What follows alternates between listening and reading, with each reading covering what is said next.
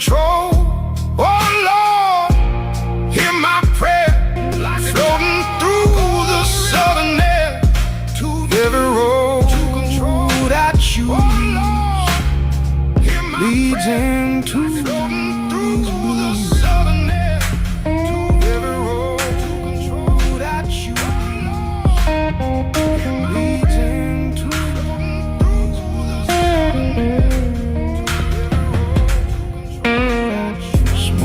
slowly through the neon light, while lonely strangers drink away the night. Bartender says some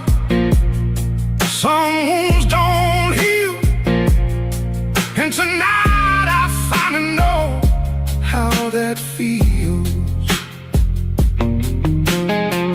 Train tracks humming underneath the storm, like tide ghosts trying to stay warm. And every note my guitar softly cries feels like one more beautiful goodbye. Crossroads, midnight blues, hold me till the dawn, like a fading echo of an old sad song.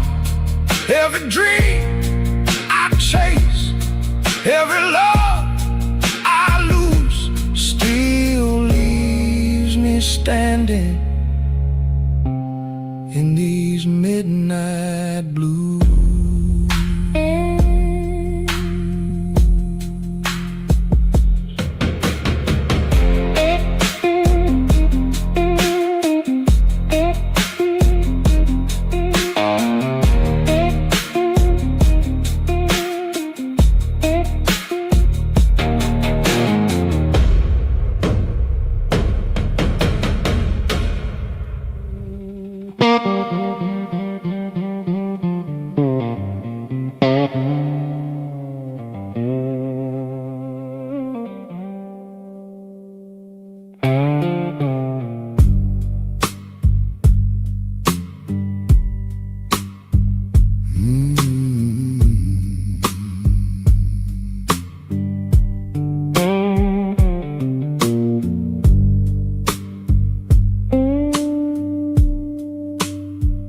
Delta moon hanging low above the river tonight, silver reflections dancing in the pale light.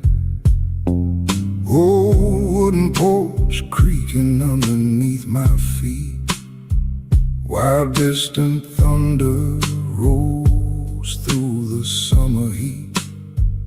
My cigarette burns slow beside this rocking chair, southern wind moving softly through the air, and every lonely cricket singing in the dark feels like another memory inside my heart. Delta moonlight blues, soft and low tonight, like an old forgotten prayer floating through the night. Oh Lord, hear my soul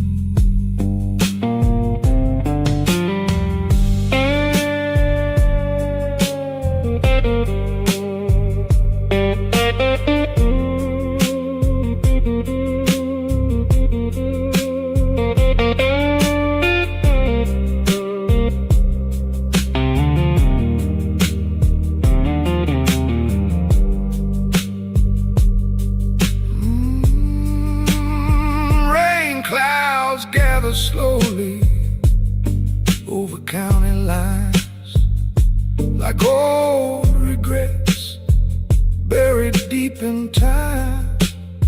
My guitar hums with a worn-out sound, like a tired man still drifting around. Oh, radio playing from the room inside, songs about lovers who never survive.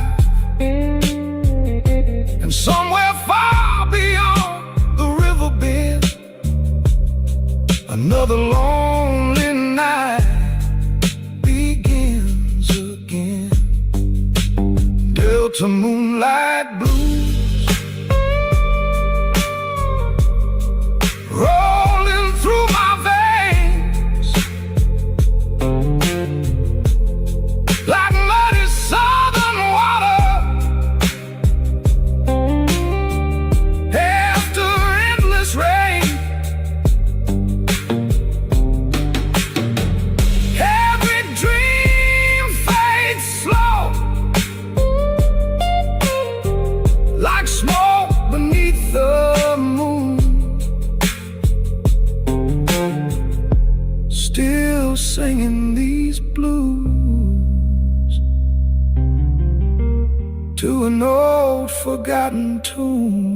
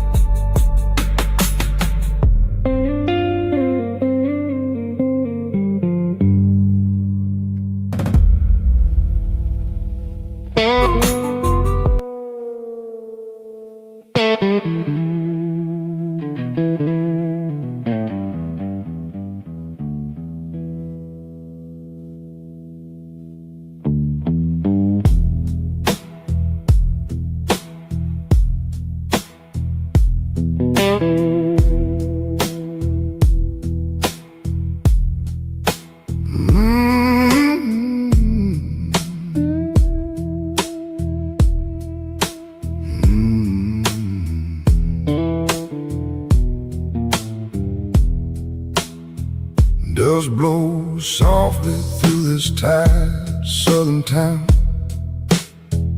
Old pickup trucks and faded signs breaking down.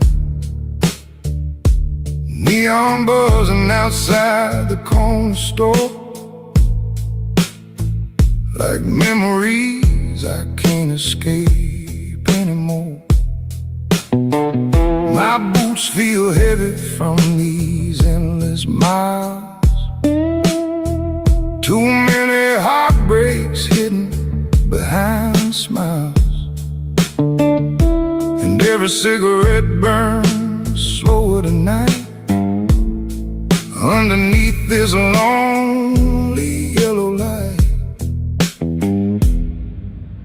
Dust and bones blues running through my soul,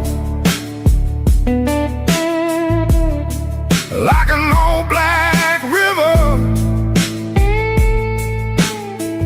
nobody can control. Oh Lord, can't you see what these old roads did to me? Every dream I lose turns into dust and blues.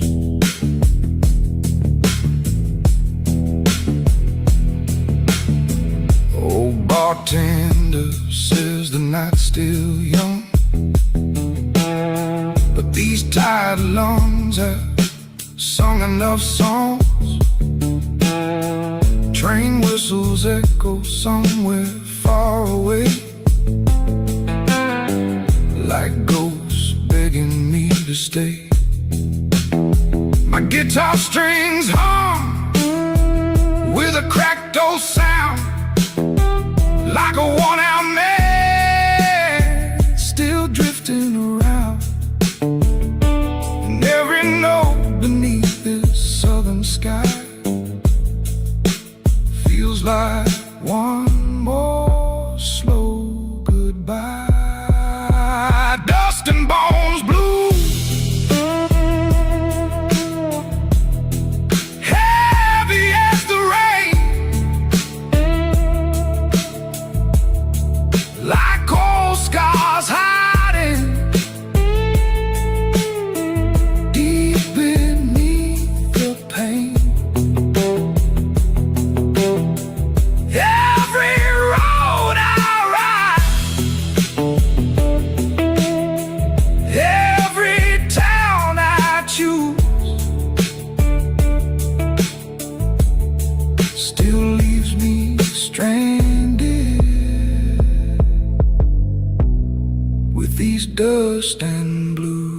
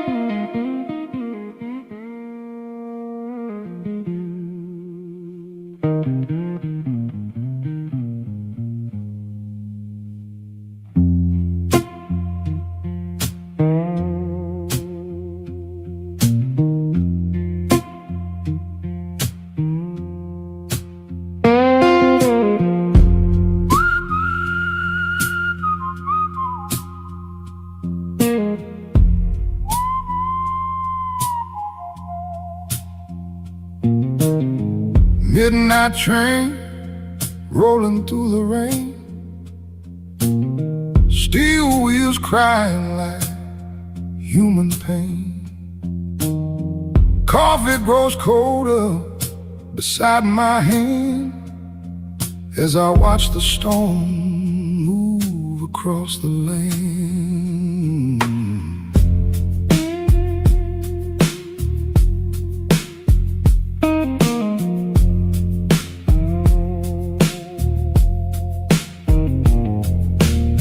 Cheap motel glowing beside the road, another lost town carrying heavy souls.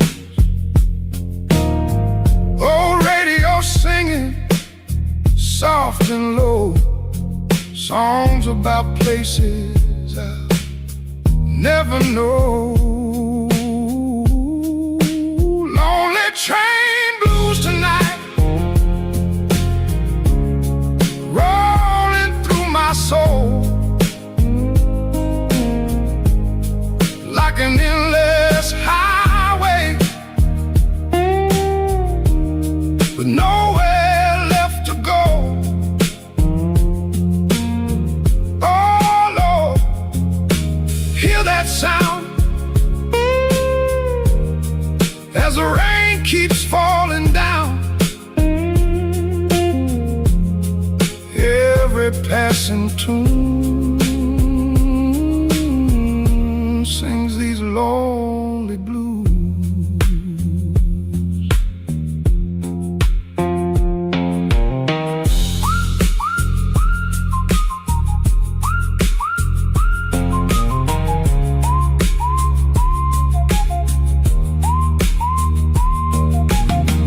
Dusty suitcase lying by the door. I've seen too many towns before. Every neon light stops looking the same.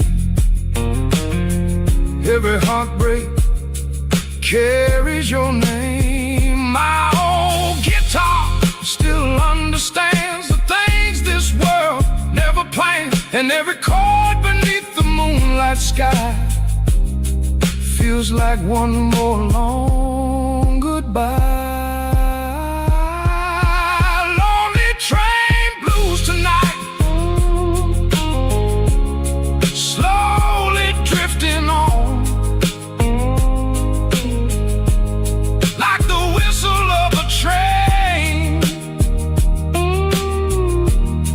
just before the dawn.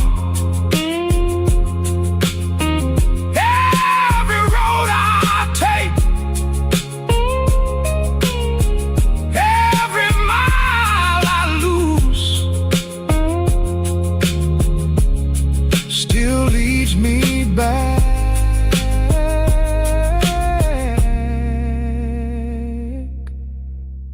to these lonely blues.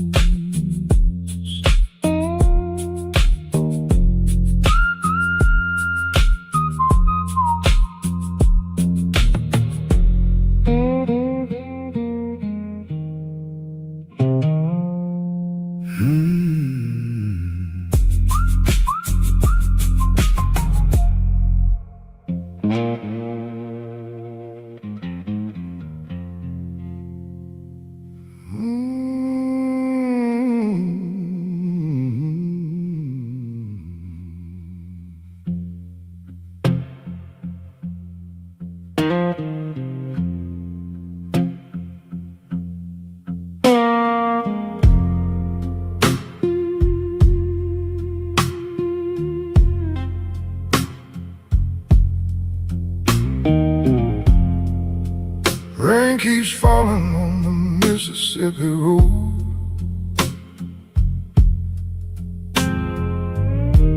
Old guitar singing like a weary soul. Smoke from my cigarette fades into the night, while neon shadows dance beneath the pale light. Cheap whiskey burning slowly in my chest, trying to calm a heart that never rests. Every passing train sounds lonely and low, like memories from a life long ago. These midnight river blues keep pulling me down slow, like muddy southern water where broken dreamers go. Oh Lord, hear me tonight underneath this pale moonlight. Every road I choose leads back to these blues.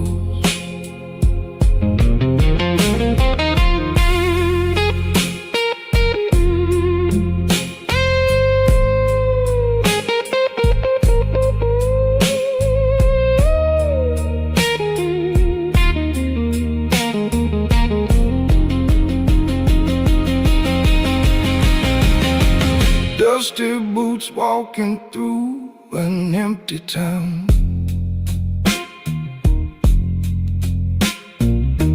Every lost soul keeps looking down. Oh, jukebox crying in the corner bar, playing songs for hearts left scarred.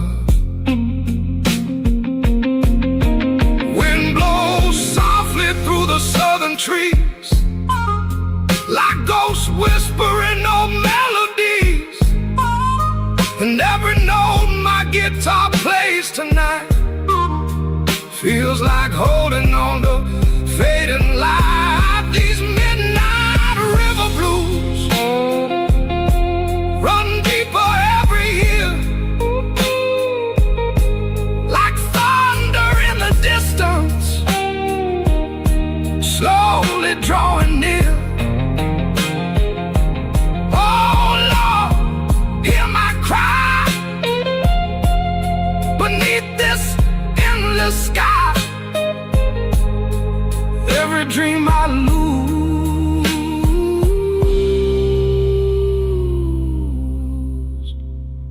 turns into these blues.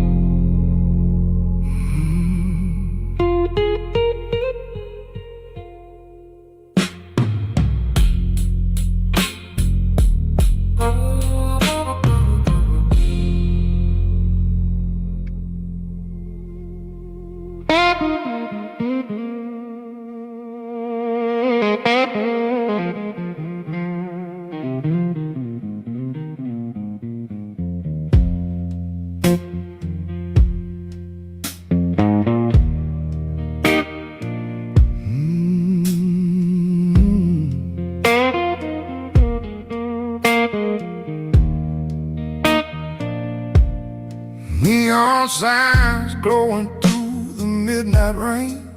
Every small town highway starts to look the same. Cheap whiskey bottle resting by the sink, while lonely hearts sit quietly and think.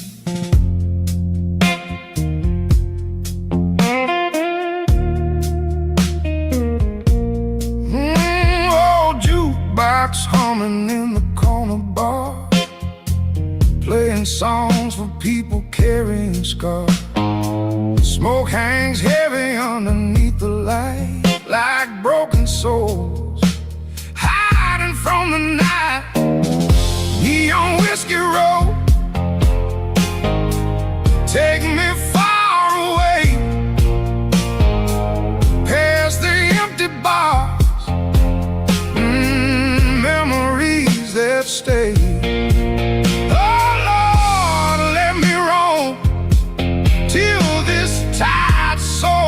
Feels home. Every road I choose turns into these blues.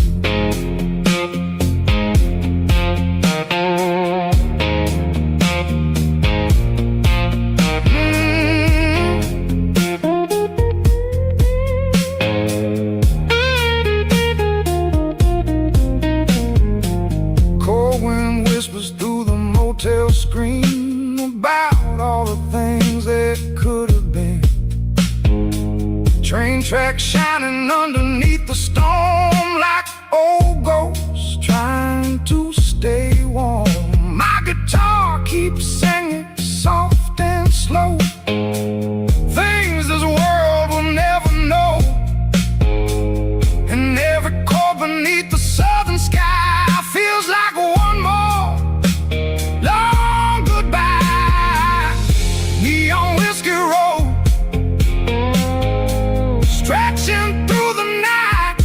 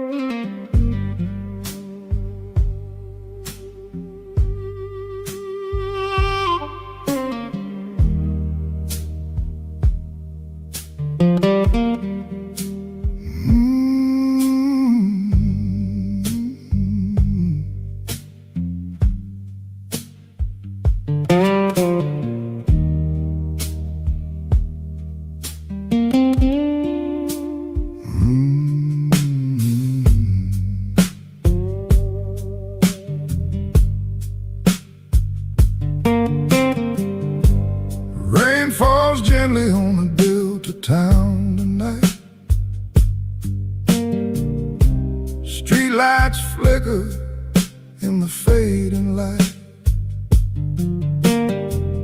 Old men drinking slowly at the bar, talking about dreams that never got far. Smoke rises softly through the quiet room, like tired flowers trying hard to bloom. And every lonely blues song on the radio sounds like somewhere I used to know. Rain on the Delta tonight, cold against my skin, like old broken memories coming back again. Oh Lord, hear my cry underneath this southern sky. Every love I lose turns into these blues.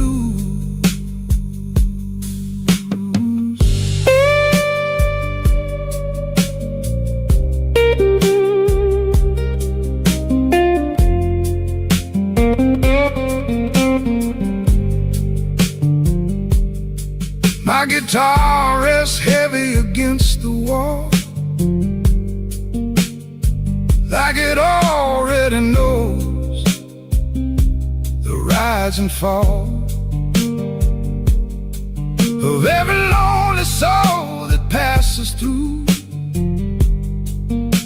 searching for something real and true. Wind moves softly through the pine wood trees, carrying old forgotten melodies. And somewhere down the darkened railway line, another lonely heart is losing time. Rain on the Delta tonight, slowly washing through like muddy river water, pulling me from you. Every road I roam, every dream I chase, still leaves these old blues written on my face.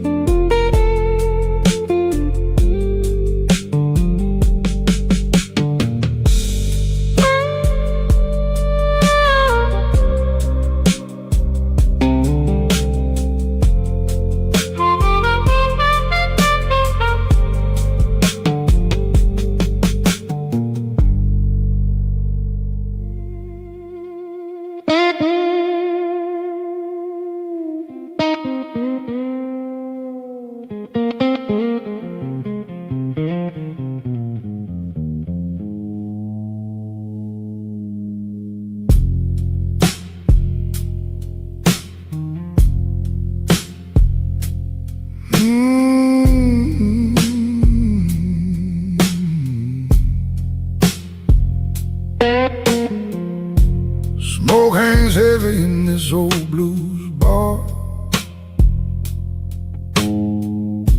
Streetlights shimmer from passing cars. Bartender pouring another round slow as old train whistles echo below. My guitar hums with a tired sound, like a lonely soul still wandering around. Every broken memory comes alive tonight, under neon glow and candlelight. Smoky Delta night, burning low and warm, like an old blues record spinning through the storm. Every lonely mile, every faded sign still brings me back to the ghosts inside my mind.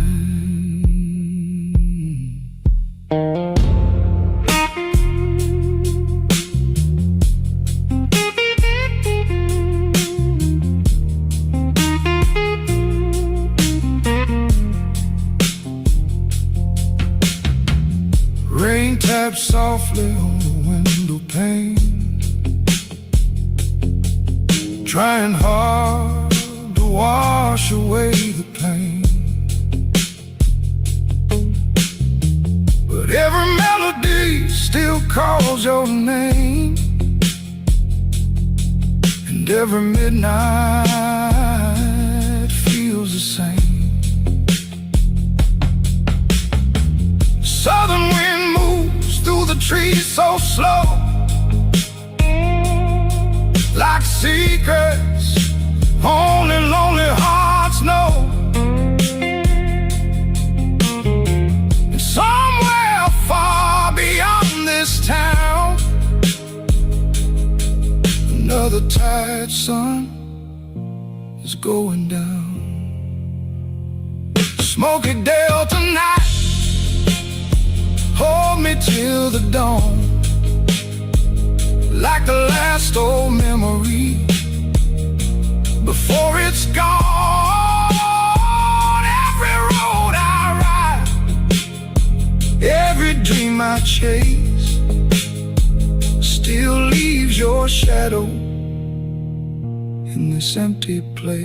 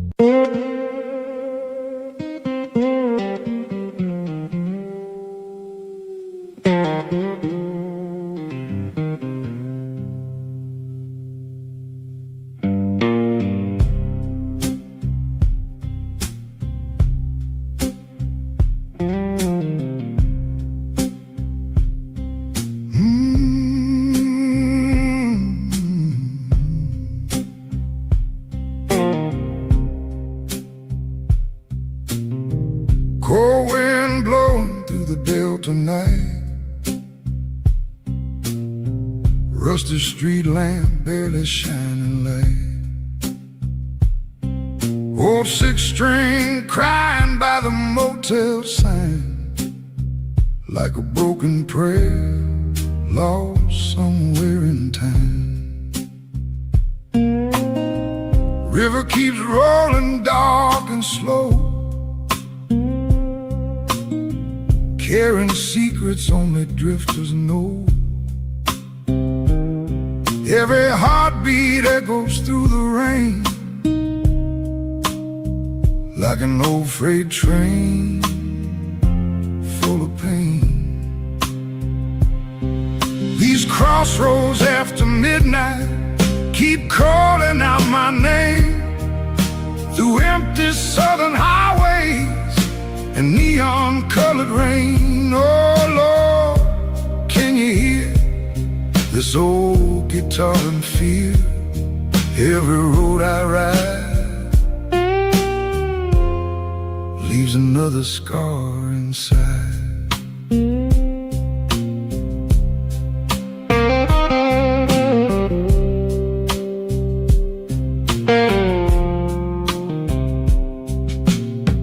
Bartender wipes the dust from empty glass, watching lonely shadows slowly pass. Jukebox humming low in smoky air, playing songs for souls beyond repair. Moonlight falling on these worn-out boots, while silence hangs beneath the roof. And every chord I play tonight alone feels like searching for a place called home.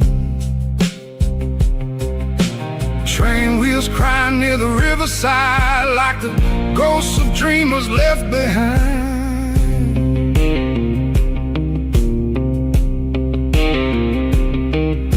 Smoke keeps dancing underneath the blue, while this old world keeps breaking in two. These crossroads after midnight still pull me through the storm, like distant thunder rolling before the night is gone. Oh Lord, stay near tonight beneath this fading light. Every dream I knew turns back into the blue.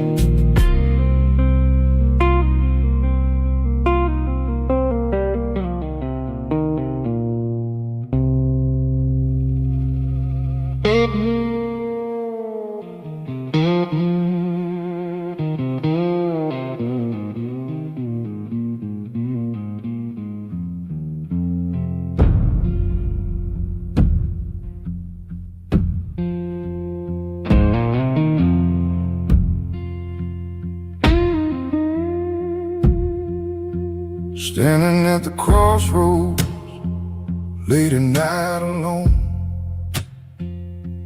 cold wind blowing through flesh and bone, street lights trembling underneath the rain, like tired hearts learning how to break again. Oh, black guitar hanging by my side, full of songs I've always tried to hide. Every mile behind me feels the same.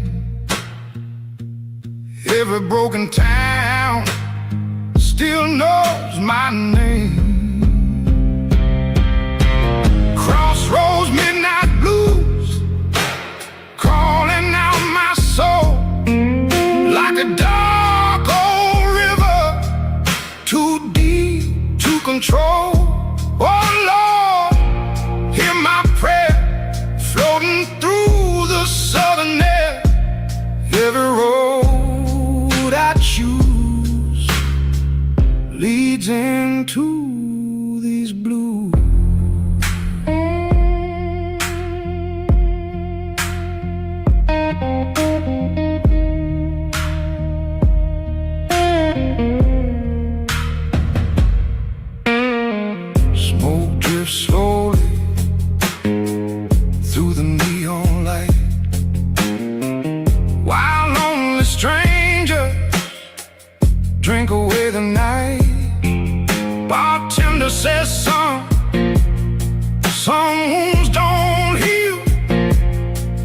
tonight I finally know how that feels. Train tracks humming underneath the storm, like tide ghosts trying to stay warm. And every note my guitar softly cries feels like one more beautiful goodbye. Crossroads midnight blues hold me till the dawn, like a fading echo of an old sad song. Every dream I chase, every love I lose, still leaves me standing in these midnight blues.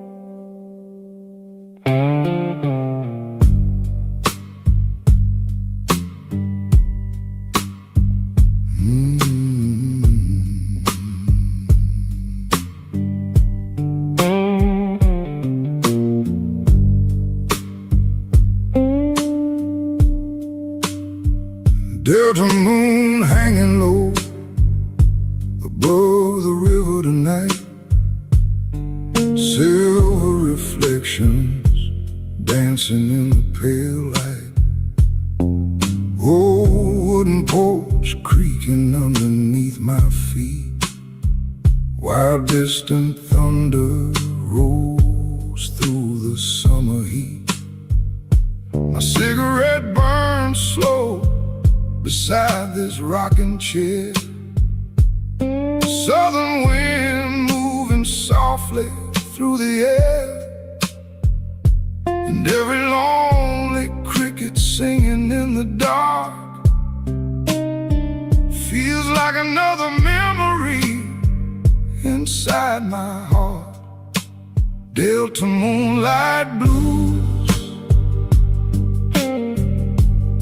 soft and low tonight, like an old forgotten prayer floating through the night. Oh Lord, hear my soul trying hard to stay whole. Every road I choose leads back to these blues.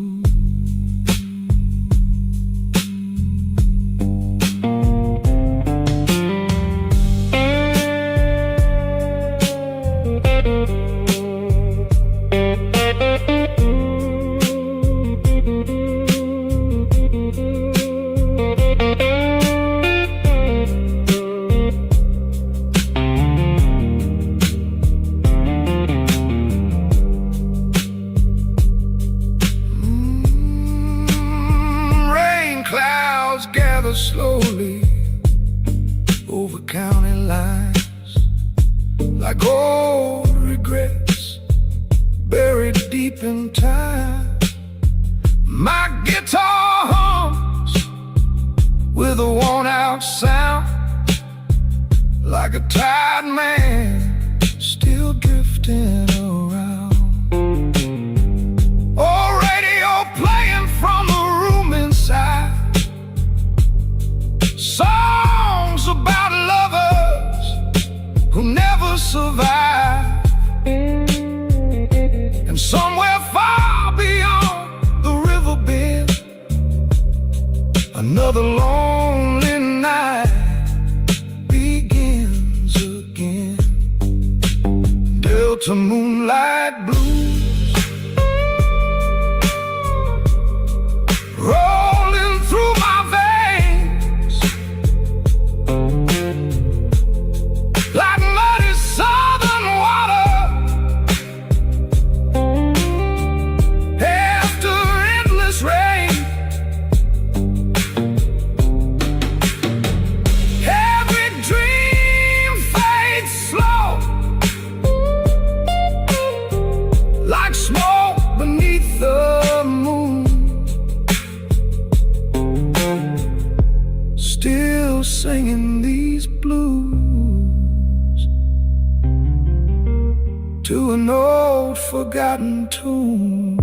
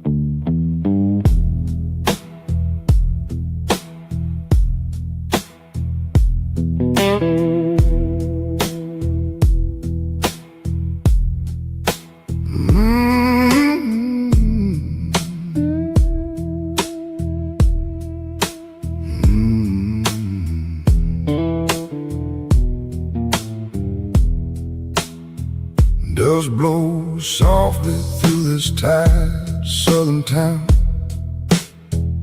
Old pickup trucks and faded signs breaking down. Neon buzzing outside the corner store,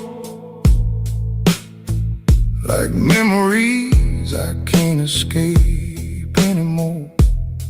My boots feel heavy from these endless miles. Too many heartbreaks hidden behind smiles, and every cigarette burns slower tonight underneath this lonely yellow light. Dust and bones blues running through my soul like an old black river nobody can control. Oh Lord, can't you see what these old roads did to me? Every dream I lose turns into dust and blues.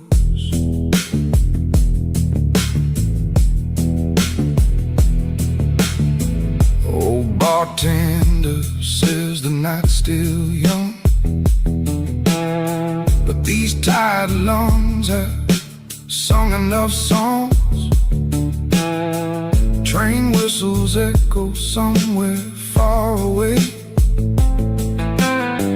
like ghosts begging me to stay. My guitar strings hum with a cracked old sound, like a worn-out man still drifting around. And every note beneath this southern sky feels like one more slow goodbye. Dust and bones blues, heavy as the rain,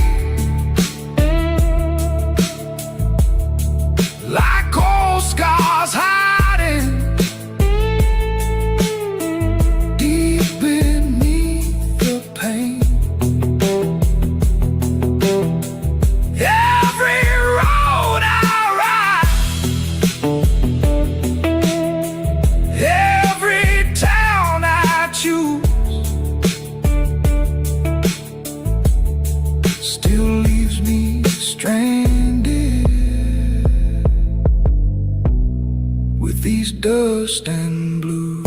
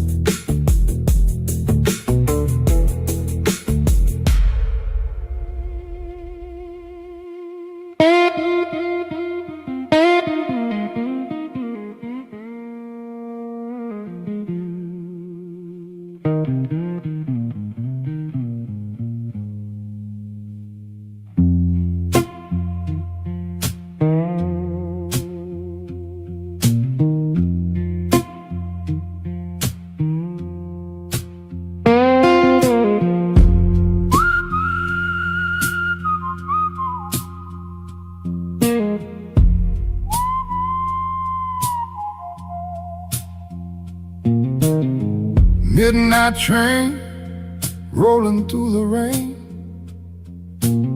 steel wheels crying like human pain.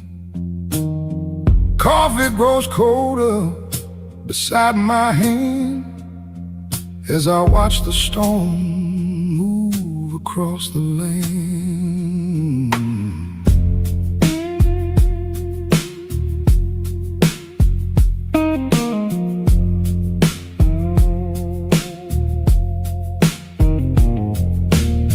Cheap motel glowing beside the road, another lost town carrying heavy souls.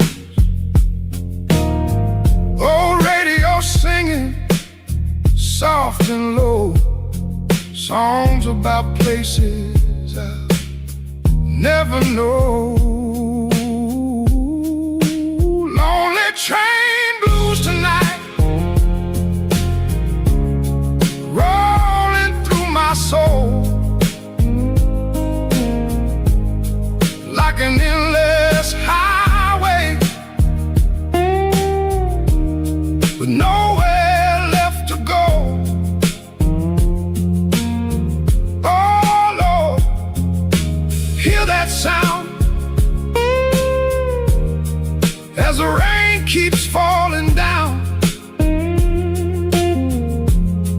Every passing tune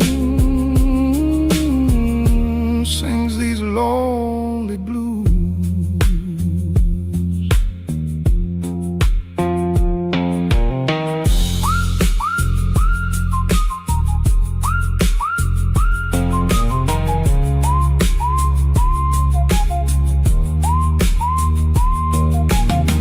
Dusty suitcase,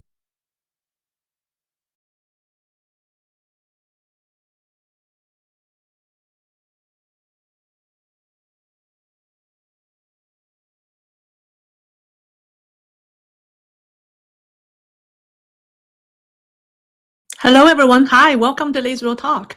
I saw someone ask me if I like rice over noodles. I like both. It's hard to say. Yeah, 50-50, no preference. I'm from the South. Normally, people from the South like rice better, but I really like both. All right, so let's ask an impossible question. How is China's economy really doing? Not very well. How do we know? Not from official statistics. We know from 3 stories that recently went viral across China. 1, a billionaire planting rice. 2, a post called The 7 Things That Bankrupt the Middle Class. And 3, young people sharing a bed with complete strangers. 3 completely different stories. Or are they? Does Beijing not understand how serious China's economic problems have become? Of course it does. In fact, right around the same time these 3 stories were spreading across the internet, China's state media published a series of articles celebrating one of the CCP's most notorious political campaigns, and it was in the 1950s. The movement that eliminated private ownership and brought China's economy under state control, very tight state control. So were these articles simply history lessons, or were they preparing the public for something else? When you put these seemingly unrelated stories together, they reveal a much bigger picture. It's a picture of where China's economy currently stands and also where it's heading next. So that's what I like to explore today. There are unrelated stories, but I think they are somehow inherently driven by the same economic reality of China. So let's talk about Jack Ma, China's former richest man. At first glance, it looks strange because in the past couple of days, a set of photographs has spread rapidly across the Chinese internet. Let me share the pictures with you. The man in the center is Jack Ma. Let me see. He is. He's wearing nothing more than a plain white T-shirt, a pair of oversized shorts, and a big smile. And standing beside him are some of the most powerful executives in China's technology industry. So here's another picture. Here they are. And here's, I think, a team picture. So we saw Alibaba CEO Eddie Wu. We saw former Taobao chief Jiang Fan. And we saw Ant Group chairman Eric Jing, along with more than a dozen senior executives from Alibaba and Ant Group. While their combined wealth is measured in the billions of dollars, but they weren't attending a board meeting or unveiling a new AI model. Instead, they rolled up their pants, stepped barefoot into a muddy rice field outside Hangzhou, and were planting rice seedlings. The pictures immediately went viral. Many Chinese praised Jack Ma. They said that he had finally retired and found peace in retirement. Here we go. This Jack Ma. Some other people even wrote poems about returning to nature, saying that after seeing through fame and fortune, Jack had chosen a much simpler life. Well, I don't buy that explanation. In today's China, where political symbolism matters, do you really believe Jack Ma and members of his executive team simply woke up one morning and decided to spend the day playing farmer? If Jack did it with his family or by himself, that might be leisure moments. But with a whole team of senior executives, no, it's got to be something else. The person who posted the photographs seemed to hint that there was indeed something else. The pictures were first shared by Alibaba partner, or one of its partners, Liu Zhengfei, and the title of his post read, "Only by holding rice seedling in our hands can we ensure grain for the future." Now, that wording immediately reminded me of one of Xi Jinping's well-known remarks about food security and agriculture. And then Liu added another sentence that's very telling, and it's this. Hold on, do I have a... Yeah. So he said, the logic of the field is simple. When it's time to plant, you plant. When it's time to endure, you endure. Now, think about that. Alibaba helped redefine e-commerce. It transformed cloud computing in China. Today, it is competing in AI. Yet one of its senior executives chose to summarize the company's situation with a single word, endure. What exactly is Alibaba trying to endure? Clearly, this wasn't simply a group of executives enjoying a company outing. Liu Zhengfei was talking about something else. Part of the answer is obvious. Alibaba has been under enormous commercial pressure. Its stock, first of all, is not doing very well. Competition in AI has intensified. And the company also faced growing geopolitical pressure overseas. Even one small detail in the photographs attracted attention. Alibaba's chief scientist, his name is Zhou Jingren, whose departure had recently become the subject of widespread online rumors, also appeared in the rice field. He's in one of this picture. His appearance immediately reassured many employees and investors that Alibaba's AI leadership remained intact. So yes, part of this event was almost certainly about strengthening morale, about showing unity, about telling employees that the leadership team remains together during a difficult period. But I don't think that's the whole story, because there's another question almost no one is asking. Why not hold a strategy meeting or a team building event somewhere else to do it? Why choose a muddy rice field to plant crops with their own hands? Well, to answer that question, we need to leave the rice field and turn our attention to something that received, in my opinion, not enough attention outside China.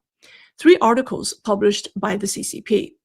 So now let's talk about why the 1950s still matter. On June 19th, Xinhua published a lengthy article titled "The Three Great Transformations: An Unprecedented Social Revolution." Now, at first glance, it looked like an ordinary history lesson about the famous political campaign in the 1950s, but it wasn't. One day later, People's Daily published another article praising the same political campaign. Then on 21st, it published a third. 3 major party media articles, 3 consecutive days, all celebrating exactly the same chapter of the CCP's history. And that immediately caught people's attention, because propaganda in China is rarely random. When the party suddenly visits a particular chapter of history, it usually isn't talking about the past, it's talking about the future. So what exactly were these 3 great transformations? For many young audience, the phrase means very little, but for people who experienced the Cultural Revolution even in the 1950s, and especially for China's entrepreneurs, those 4 words, or those 3 words, 3 great transformations, carry a painful memory because they marked the beginning of the end of private ownership in China. When the CCP came to power in 1949, it didn't abolish private business overnight. At first, it still depended on private entrepreneurs. China had just emerged from decades of war. The new regime needed factories to produce goods. It needed merchants to keep commerce functioning. It needed private capital to rebuild the economy. So instead of immediate confiscation, the party moved step by step. What it did first was to weaken private business. So in 1952, 3 years after establishing the regime, it launched the 5 Anti-campaign. Officially, the campaign targeted bribery, tax evasion, fraud, theft of state property, and theft of economic intelligence. It's almost like its then version of anti-corruption. But in reality, it became a nationwide political campaign against private entrepreneurs.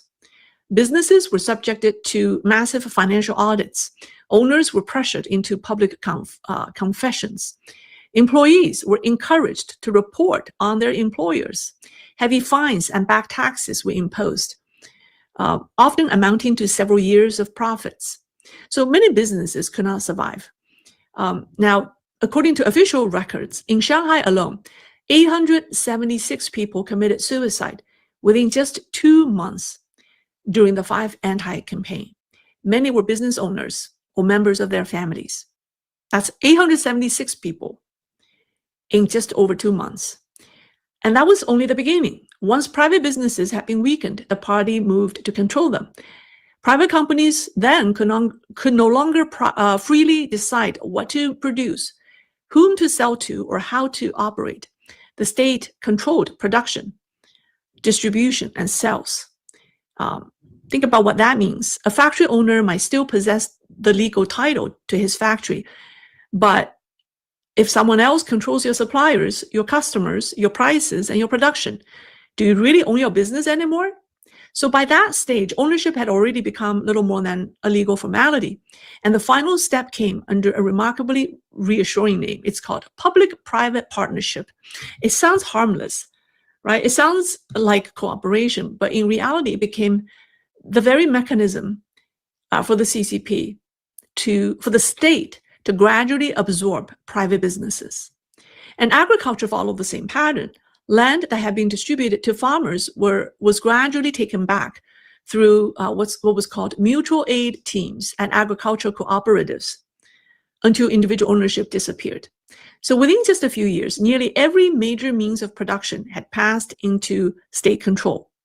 And the CCP has always described its action of plundering private wealth as one of its greatest achievements. And Xi Jinping has repeatedly called it a historical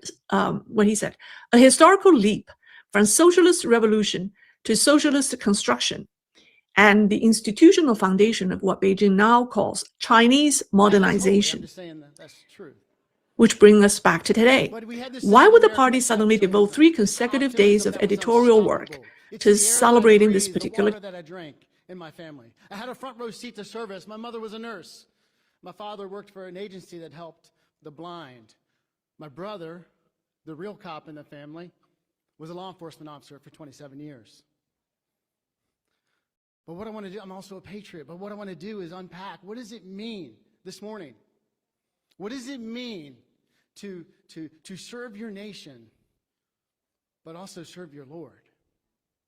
Because that's the contention that we have to wrestle here with this morning. What does it mean to be a good citizen, knowing that this is not our home, knowing that I'm ultimately a citizen of heaven? Well, let's get our terms straight first, shall we? When I say citizens, I am not talking about civilians. There's a difference. I have a feeling, we'll find out, I have a feeling that people in this room are citizens of this great republic. You see, a civilian is obsessed with self, inward focused, focused on their own safety, focused on their own comfort. A civilian consumes, takes, rarely gives. Civilians see people and circumstances as a means to an end, but not citizens. Citizens are different. They build. Citizens invest. They cultivate. They grow societies from the ground up. They spend their time, resources, and talents on things that matter. They cultivate and build a society. They draw benefits along the way because they put their own deposits in rightly as they went. They have two focuses: inward focus on the family and outward on their community. That's a citizen. Teddy Roosevelt once famously said, "A citizen has the will to work and a willingness to fight the righteous fight." Yes. Well, let me tell you, on September 11, 2001, I witnessed both, civilians and citizens.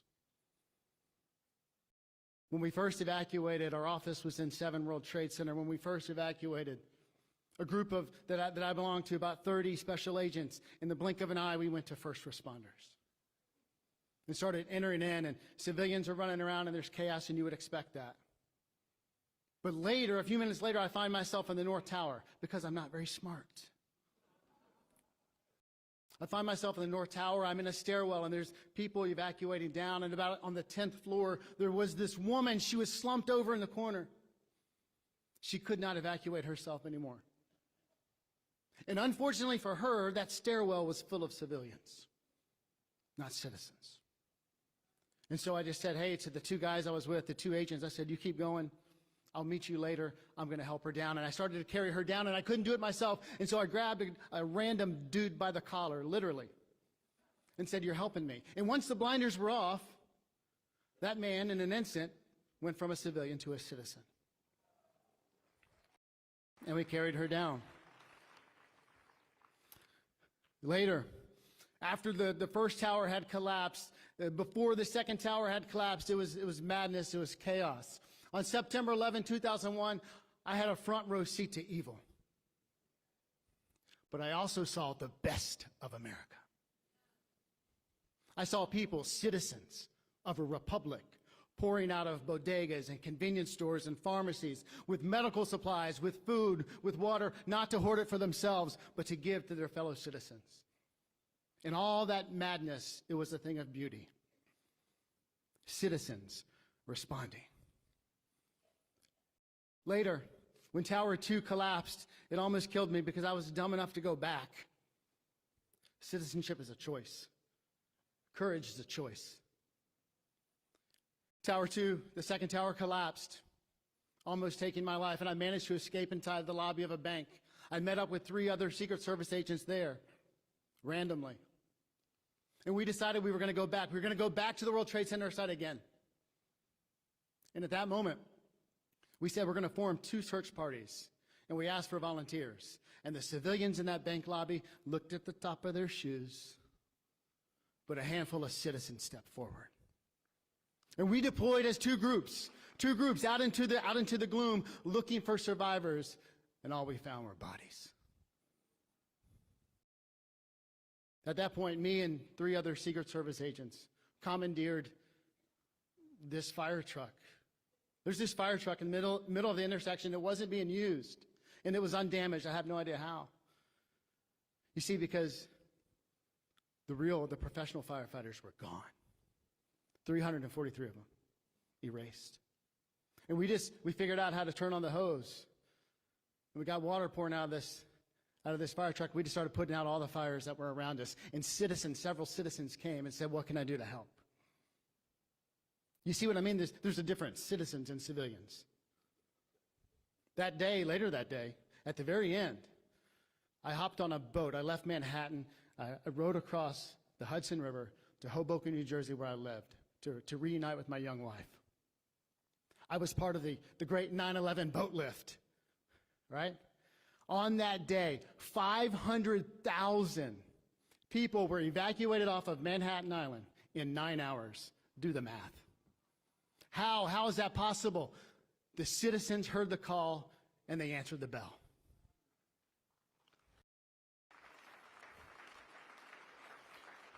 Coast Guard call went out and said, any boat willing to help the evacuation of Lower Manhattan, please report to Governor's Island forthwith. And 150 vessels of all kinds responded. 600 pilots, captains, sailors, citizens responded. Now there's a higher calling above citizen, I think, in my opinion, guardians. Guardians are ones who administer justice, establish order, and keep us safe. They're our first responder community. I want to honor them. It's a higher calling that not all are called to. But I know this, 422 of them died on September 11, 2001. And I saw the best of the best respond to the danger, run to the guns, and they were valiant to their final breath. There's another higher calling as well, the warriors. Yeah. After 9/11, our warriors went to work.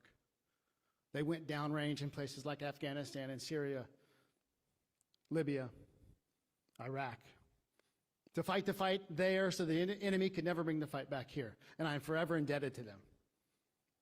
George Orwell once said that we sleep peacefully at night because rough men stand ready to do violence on our behalf. And that's true. Because contrary to what your mommy may have told you, sometimes violence is the answer. Why? Because evil doesn't stop when you ask nicely. Now, above that, we got citizens. We have guardians. We have warriors. But we are citizens of heaven. That's a higher calling. We are citizens of heaven. We are not, let me be clear, we are not civilians waiting for heaven. We are citizens of heaven here, right now, doing God's work. Some Christians see Jesus as just their Savior, and they spend their days just waiting for salvation. Not us, not you, not me, not today. We are citizens of heaven, right now. How can we be good citizens of our nation and also citizens of heaven at the same time? It's very easy. We fight for our nation by serving our Lord. Let me give you 3 quick ways on how we can best do that as citizens of a republic and as citizens of heaven. Number 1, it is God's will. Evangelism is the will of God for each and every believer. When the first tower collapsed on September 11th, it almost got me. I was really close. I'm running, and large chunks of debris are falling all around me. And then the lights just went out. I couldn't see, but I'm still running. Large chunks of debris falling everywhere. And then a few strides later, I'm out of the kill zone. I'm out of the kill box, and I see this strange thing out of my left eye. I see sunlight. Sunlight. And so I run across the street, and I'm looking north up a very narrow alley. At the other end of that alley is sun. And so I just turned around because all I could hear was screams and cries in the darkness. I turned around and I started yelling at the top of my lungs. Follow the sound of my voice. Come this way. There is light this way. Come towards me. I will show you the light. And I say that not to elevate myself. I say that is our calling, metaphorically, as Christians in this world, as citizens of heaven. To be the man, to be the woman, standing in the alley, pointing people to the light of life. Jesus said, I am the light of the world. Those who follow me will not walk in darkness, but will have the light of life. We are a city on a hill, a light that should not be hidden. Let your light, Jesus says, let your light shine before others so that they may see your good works and give glory to God who is in heaven. You want to know, how do I serve and fight for my nation while serving my God? What does that look like? Go and make disciples of all nations, baptizing them in the name of the Father, the Son, and the Holy Spirit, teaching them to obey all that I have commanded you. That's called being the man, being the woman, standing in the alley, pointing people to the only light that matters. Secondly, a citizen of heaven fights the battle at home. This is a house-to-house conflict. It is brutal. They are taking over our homes. They want to take over our homes and our families and our marriages. We have to fight back. We build families, and those families are built on marriage. We breathe deeply. We drink deeply from the headwaters of Genesis 1, 2, and 3. We root our families. We cultivate our families in the Word of God. God and God alone defines marriage. God and God alone defines what a family is. The Creator defines what He creates. I don't care what 9 people across town say. That's what we do. We enter in, we protect, we provide, we cultivate, we nurture, all founded on the Word of God.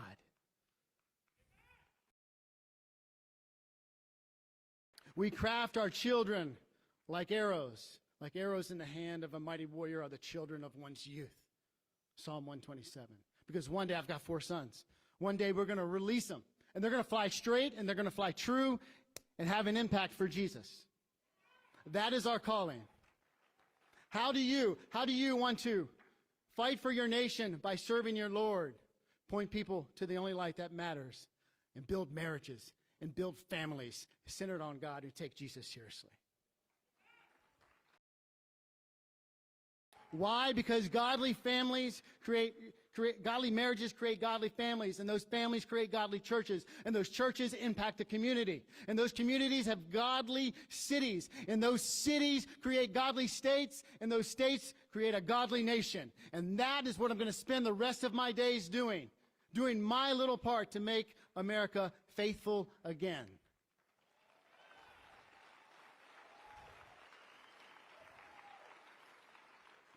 Now, one more illustration from my experience on September 11th. At the end of the day, myself and the 3 other agents I were with, we finally figured out where everyone else was relocated. We drove about 30 blocks north, and we walk into this place called Chelsea Piers. Many of you are familiar with it. And we walk in, and we are beaten and bloodied and haggard. At the end of the day, my shoes, the soles of my shoes were melted. My pants were about 3 or 4 inches shorter because they kept catching fire. And I saw a large group of people that I worked with, and they looked just like we did, man. They had answered the call. They were citizens of a republic. But I saw another group of people at that establishment, and they were different. They were clean. Their suits were clean. Their hair was shiny or nice and neat like mine. Their shoes were perfect. Courage is a choice, is it not? Being a citizen is a choice, is it not? And so the next day, I share that illustration only for this. The next day, I'm on my couch in Hoboken, New Jersey. I'm praying with my young wife, and we're praying and we're trying to figure out what is the Lord going to do with us and with this event. And I couldn't get that image out of my mind, man. There were dirty suits and there were clean suits. And I made a promise to God in that prayer. I said, Lord, I'm going to spend the rest of my days. I should be dead. I'm going to spend the rest of my days getting my suit dirty to bring your name glory.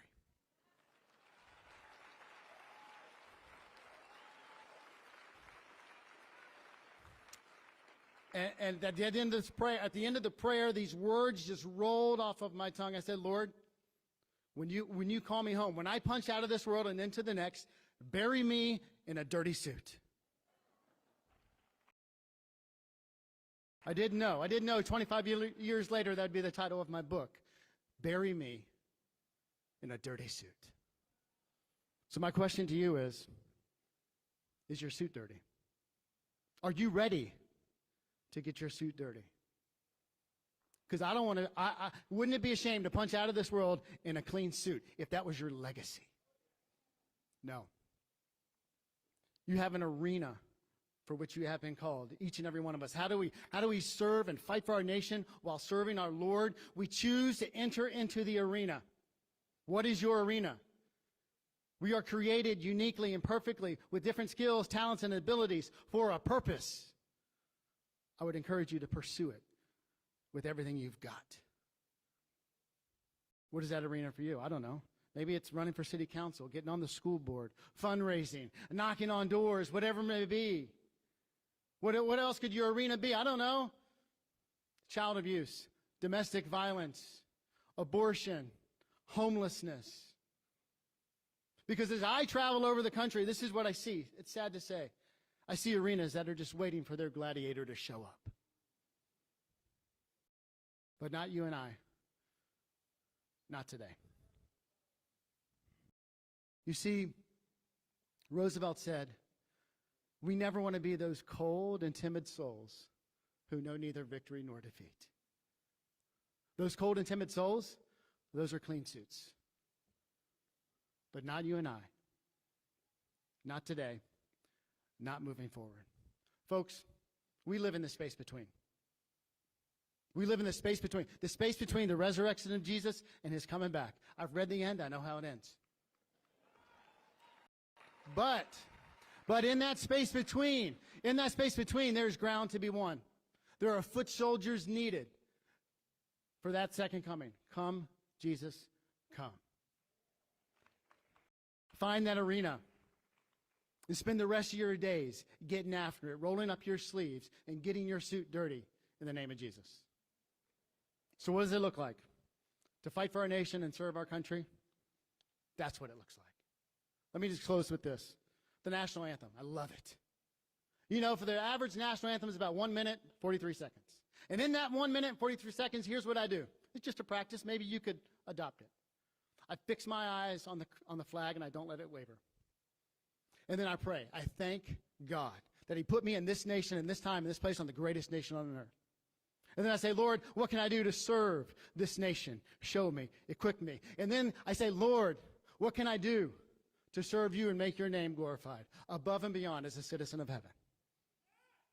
For the good of my nation and for the glory of my God. And by the time I get to the land of the free and the home of the brave, I've got a tear in my eye and a full heart in my chest. I'm a citizen of this great republic. I'm also a citizen of heaven. My name is Darren Kinder. I live in a dirty suit. I'm fighting for my country by serving my Lord. Join me. Thank you.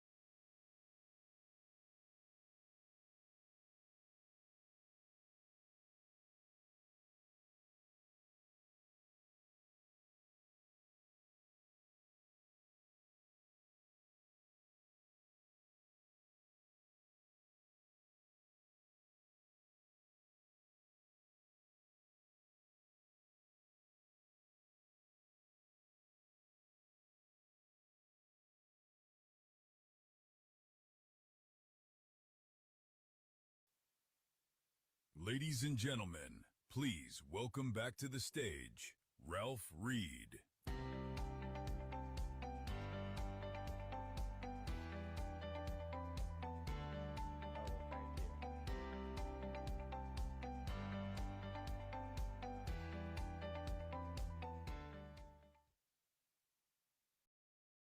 Going to get even better. He comes out.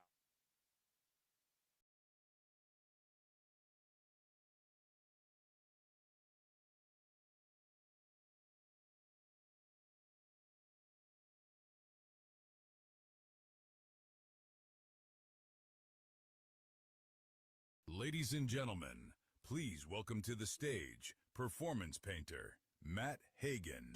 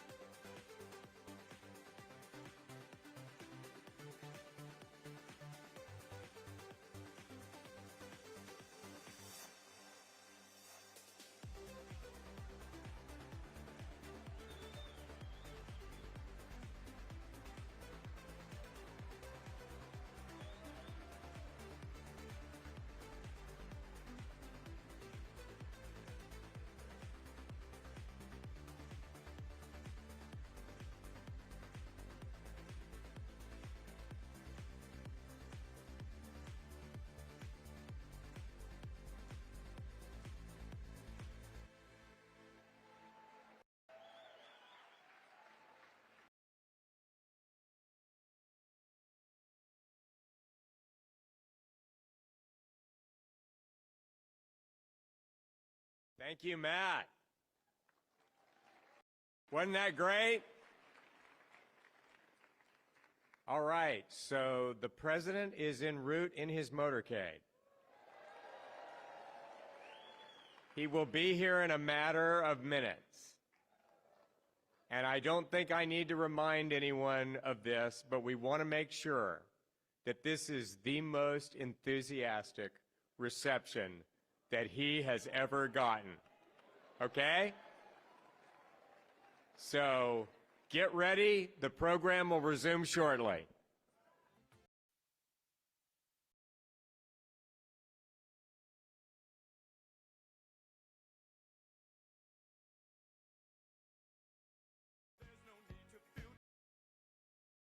Why this chapter of history and why now? The answer to the question fears many Chinese business owners and entrepreneurs now. Because when they see the party celebrating the campaign that eliminated private ownership once before, they're no longer thinking about history. They're thinking about the future. And suddenly, Jack Ma standing barefoot in a rice field doesn't seem nearly as strange as it did at the beginning of the story. So now let's go back to Jack Ma. Where is he? There he is. Now imagine you're sitting in Jack's position. You have spent your entire career building one of China's largest private companies. You have already watched Beijing suspend your Ant Group's record-breaking IPO. You have witnessed years of regulatory crackdowns on internet platforms. You have heard private entrepreneurs repeatedly warned against the disorderly expansion of capital. And then suddenly the party begins celebrating the 3 great transformations, the very campaign that brought private ownership under state control. What would you hear? Did you hear a history lesson or a political signal? I suspect many business owners like Jack heard the latter. So why did Jack Ma take his executives to plant rice? It wasn't simply a team-building exercise. It was a public display of political humility and a pledge of loyalty in anticipating upcoming storms. A signal that Alibaba understands the direction of the political wind. Now, the partner Liu Zhengfei's words make much more sense now. He said, the logic of the field is simple. That's what he said. What did he say? Yeah, he said, when it's time to plant, you plant. When it's time to endure, you endure. Alibaba is one of the world's largest technology companies. Its future depends on AI, cloud computing, and advanced software.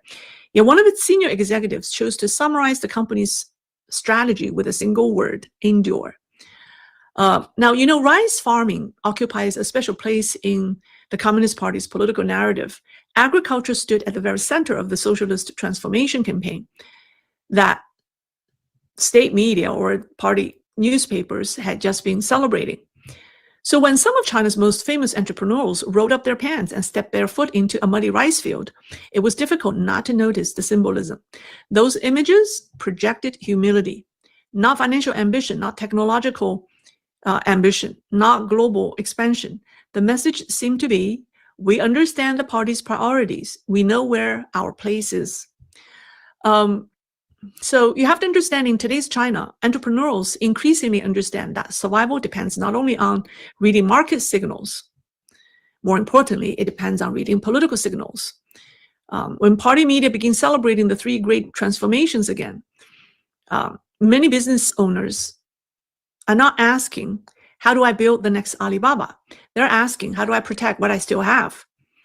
And so that's the first meaning of Liu Zhengfei's word, endure. And the second meaning is commercial. Alibaba is fighting one of the most competitive battles in its history. Competition in AI has intensified. ByteDance and DeepSeek are expanding. And investors have questioned whether Alibaba is falling behind in the AI race. Like I said, its stock isn't doing very well. So endure has become both a political strategy and a business strategy. I see behind Jack Ma's big smile. Let me show it to you. Where is it? His big smile. I don't simply see a retired billionaire enjoying country life. I see the reality facing many of China's private business owners. Politically, they're trying to convince the party that they can be trusted and they will cooperate. Commercially, they're trying to survive one of the fiercest technology races in the world. One battle is being fought in Beijing and the other is being fought in the marketplace. And increasingly, I think the one fought in Beijing is more critical and relentless. So now let's talk about the middle class, because the story isn't just all about the billionaires. China's middle class is trying to understand what went wrong with them. They did everything they were told to do. They studied hard, they worked hard, they bought a home, they started a business, they invested for the future, they raised kids. Yet today, many discover that they're falling behind, and terribly behind. So there's another story that recently went viral in China. There's a hashtag that's called the 7 things that bankrupt the middle class. And it went viral. And according to the online discussion, the 7 biggest mistakes for China's middle class are identified as: 1, starting a business; 2, taking on a large mortgage; 3, having one spouse stay home to raise children; 4, spending heavily on children's education; 5, making risky investments; 6, ignoring your health; 7, and trying to keep up with everyone else in terms of finances. Millions of people share the topic. Many said that they had finally discovered why so many middle-class families are suffering. Now, as we take a look at that list, I can't help but ask, are these really the causes, or are they the symptoms? Think about it. Buying a home, starting a business, investing for retirement, raising children, or saving for their education, or have your wife stay at home to raise children.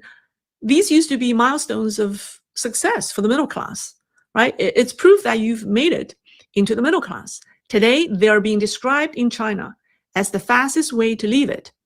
The problem isn't simply that people made poor financial decisions. The problem is that the assumptions behind those decisions no longer hold. People bought home believing property prices would continue rising. They started business believing the private sector would continue expanding. They invested believing the economy would continue growing. And they poured money into education believing their children would enjoy greater opportunities than they had. Those weren't irrational decisions. Today, one by one, those assumptions are breaking down. So when people say the middle class is collapsing because it made 7 mistakes, they didn't make any mistakes. They're actually saying, what they're actually saying behind the 7 mistakes is the revelation of something much bigger. The revelation is that it shows that how deeply confidence in China's economy has eroded, because millions of families didn't suddenly become irresponsible at the same time. The economic environment around them completely changed. And that helps explain why billionaires like Jack Ma, entrepreneurs, middle-class families, and now young graduates all suddenly see the future with a growing sense of a growing sense of dread. All right, let's talk about the part that many of you may say it's clickbait.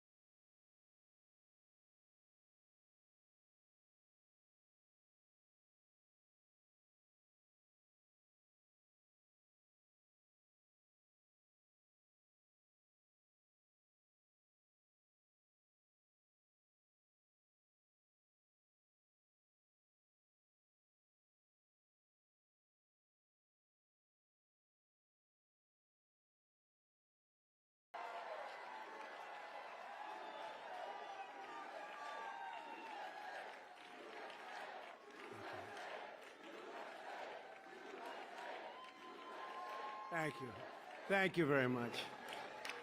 And I want to thank Ralph for the introduction. He's a great guy and friend of mine for a long time. And thank you to all of the true American patriots of Faith and Freedom Coalition. You've been with me from the beginning, and pretty much like nobody else, I don't think can top you. You were just great right from the beginning. You got it.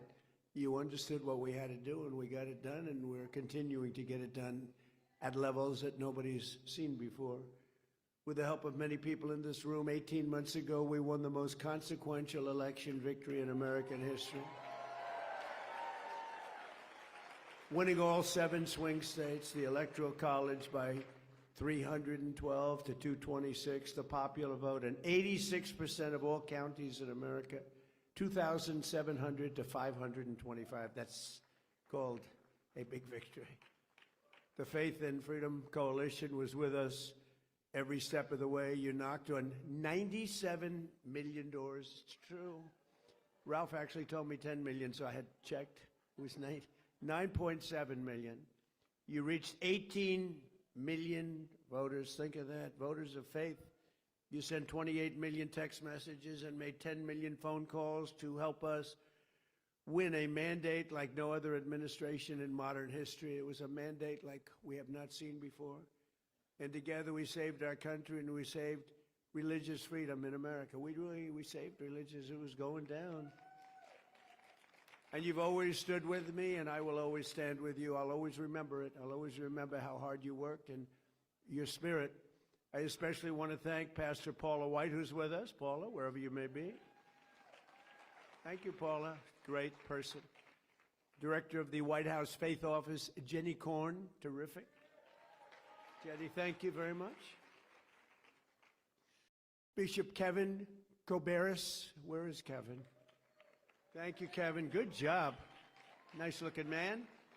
President of the National Hispanic Christian Leadership Conference, Pastor Sam Rodriguez, who's been with me from the beginning. This place is crowded.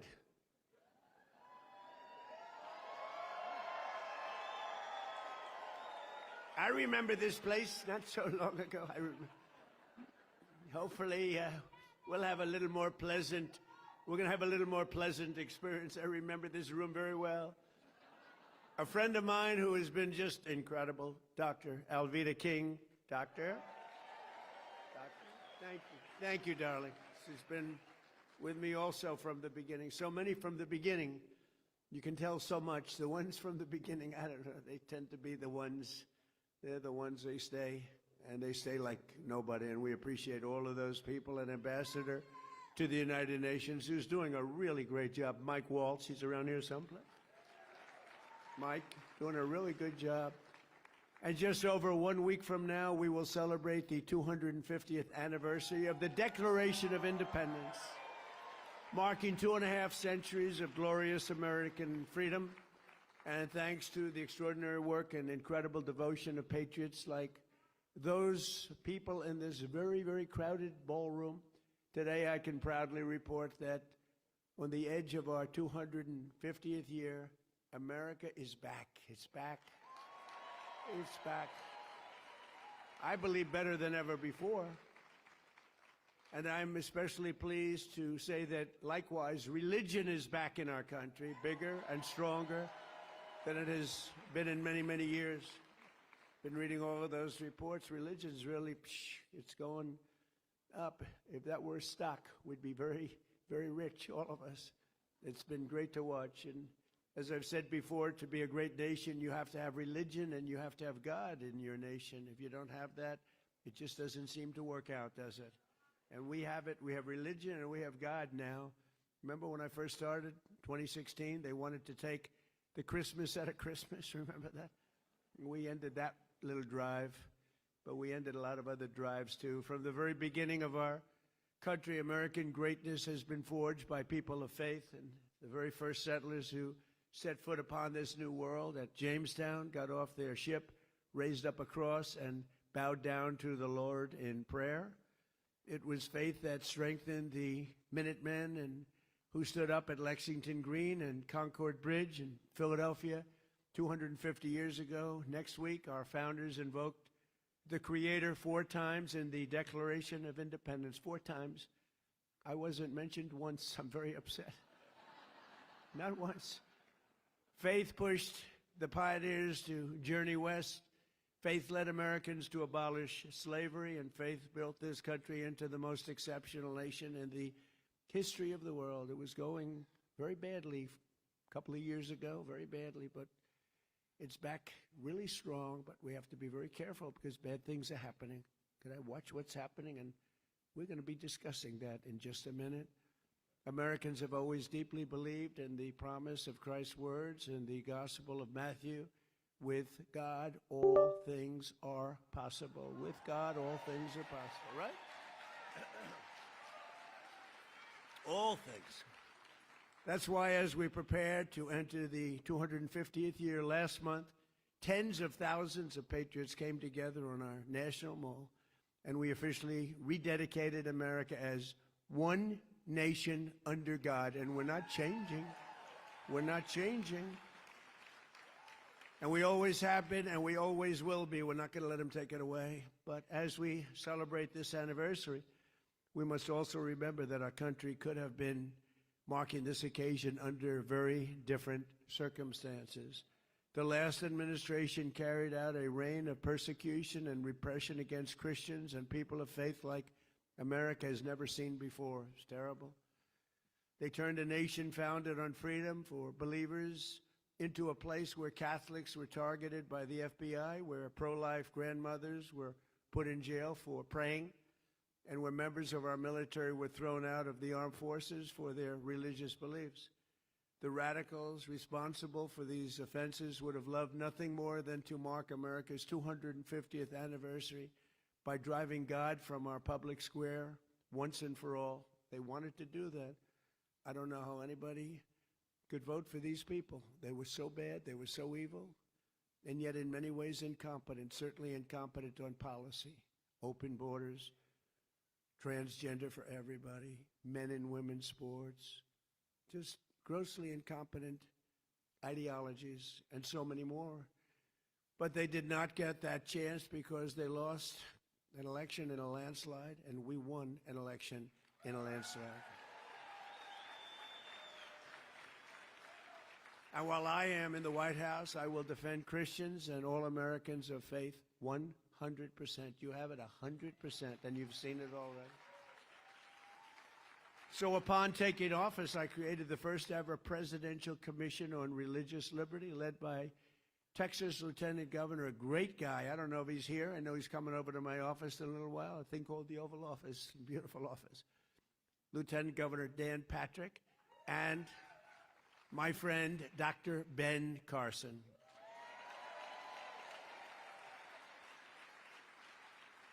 I don't know, so many people in this room, I don't know if they're here, they may be here, but they're two great people.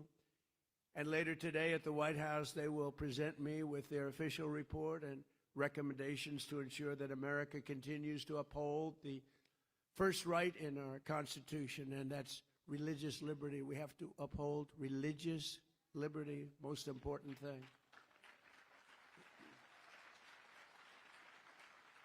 On day one of my administration, I ended the weaponization of law enforcement against religious believers. You know that. I pardoned the Christians Joe Biden threw in jail for saying prayers. He threw them in jail. You know, he didn't know what the hell he was doing. The guy's grossly incompetent. But he was surrounded by very smart, in some cases brilliant, lunatics. I got rid of the sinister Johnson Amendment so that pastors can speak the truth at their pulpits. We created the very, very popular White House Faith Office, first time that's ever happened. And I set up an official Department of Justice task force to eradicate anti-Christian biases. Anti-Christian bias, who would think? At a high level, too, although it's fading, going to fade fast. That task force just produced a new documentary revealing the abuses of religious freedom that they uncovered. It's called By Dawn's Early Light, and it's out right now, and it's really supposed to be, I have not seen it, I cannot tell a lie, I have not seen it, but I've heard about it, and I hear it's great, and I will see it, I hope soon. I also signed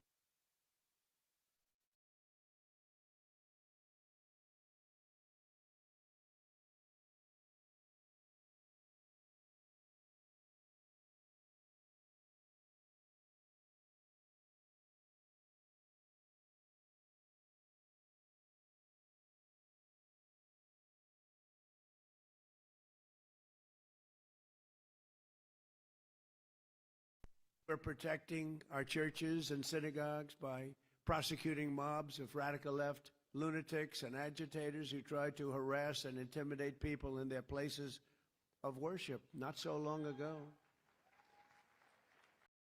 And to help parents send their children to schools that share their values, I signed the largest expansion of school choice in the history of our country, including in Texas. And in my direction, the Department of Education issued new guidance protecting the right to prayer in public schools. That was a big thing. And these are all things that we were, they fought us very strongly, very, very strongly. Hard to believe they'd fight us on that, but we had to fight the good battle, but we won every time. We slashed federal funding for any school that pushes transgender insanity on our youth. We expanded the Mexico City policy to stop taxpayer dollars from being used to promote radical gender ideology around the world. Radical gender ideology, it is. I made it the official policy of the United States government that there are only two genders, male and female. That wasn't too tough. That was sort of an easy one, but we have a man running in Texas who thinks there are 6 genders. I don't know what. He's going to have to discuss that with us. Can you believe it? 6 genders. And we officially banned the chemical and surgical mutilation of our children.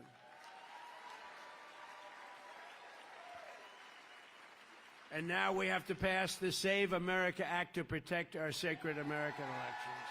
Have to pass it.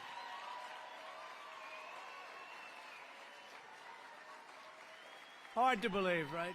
Hard to believe that we even have to fight for this. We have to fight for everything. Nothing comes easy. Nothing. All voters must show photo ID. It's not so bad, right? All voters must provide proof of citizenship. Is that so hard? You're fighting the Democrats and a few Republicans who are doing a tremendous disservice to this country. We have a few Republicans that are fighting it. Lisa Murkowski of Alaska. You should call her and tell her to get on the ball. She'll never win another election, I can tell you. She's got to vote. It's called the Save America Act. It's voter ID, ideally photo ID, right? So you can look and you can say, oh, that person's okay, or for lots of reasons, that person is not the same person. We want proof of citizenship. And we want no mail-in ballots except for illness, disability, and military deployment or travel. We'll be very judicious. Look what's happening in California, where the ballots still aren't in. They're still not, can you believe it? Weeks afterwards, you know what's happening? They're cheating. The kid won, or he was certainly in the top 2. I don't know him, I never met him, Spencer Pratt. And he went away quietly. We didn't go away quietly, but he shouldn't go away quietly. He should protest because it was, in my very strong opinion, that was a rigged election. That kid should be in the runoffs. The woman who edged him out after like a long time, like days and days. And then you'd hear reports, Spencer Pratt is not doing so well, even though he was strongly in the lead. And then you hear, Spencer Pratt has a 20% chance of being in the runoff. I said, they just rigged the election. And then you hear that a woman who nobody ever heard of is in the runoff, not him. And then they tried to hurt Steve Hilton, too. And I called the U.S. attorney and I said, you have to look into this because Steve Hilton did great. He's running for governor. And you could see it. The election was there. He was doing great. Then day after day, you'd hear reports about vote counting. They go on for weeks. You know, Colombia just had an election, the country of Colombia, 30 million voters.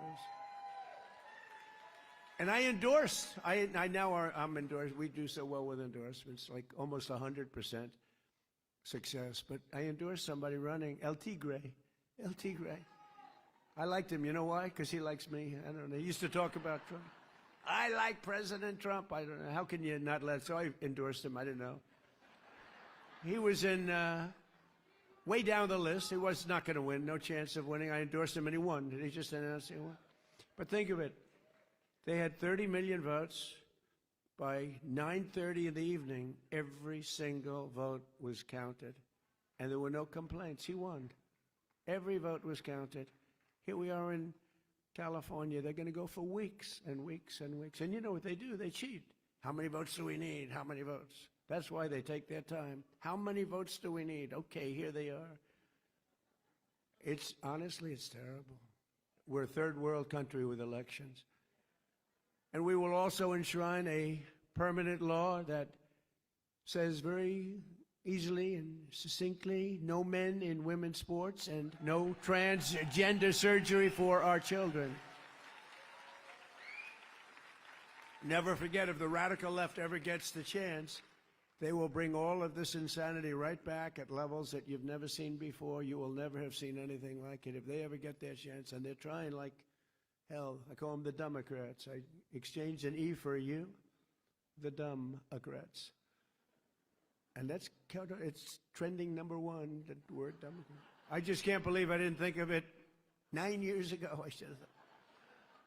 The Democrats, they are horrible. They want to resume the transgender mutilation of our children. They want to restart the war on Christians and churches. And as you saw with the communists elected in New York City recently, they're communists, they're not social democrats. They want to completely destroy the traditional American way of life. Communism is very easy to sell. It destroys everything, but it's very easy. I'll be honest, I think I'd be the greatest communist in history. I'd give free rent. Ladies and gentlemen, from now on, you don't have to pay any rent.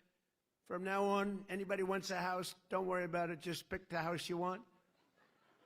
Everybody gets free food. Everything is free from this point forward. Everyone's going to vote for me. The problem is, after 2 or 3 years, the country is a disaster area. The country fails. They always do. It always does. So easy to sell. That first year, boy, you're the most popular. It's happening right now in New York and California. But you'll start living in squalor. You'll live in squalor. There will be no food. There will be no housing. There will be no military. There will be no law and order. There will be no nothing. There will be no nothing. You'll be a third world inhabitant in every way, and everyone will suffer or die. You'll suffer or die. That's what happens. For thousands of years it's been happening by different names. Thousands of years. I'm telling you, I'd be the greatest communist in history. It would be so easy. You wouldn't have to work. You could stay home. The problem is a couple of years go by, the whole place collapses. Always does. Always has. But I'm sorry to say, but assassinations of those who oppose them is a very important element of their ideology. Assassination's a big deal for them. They're animals. They're animals.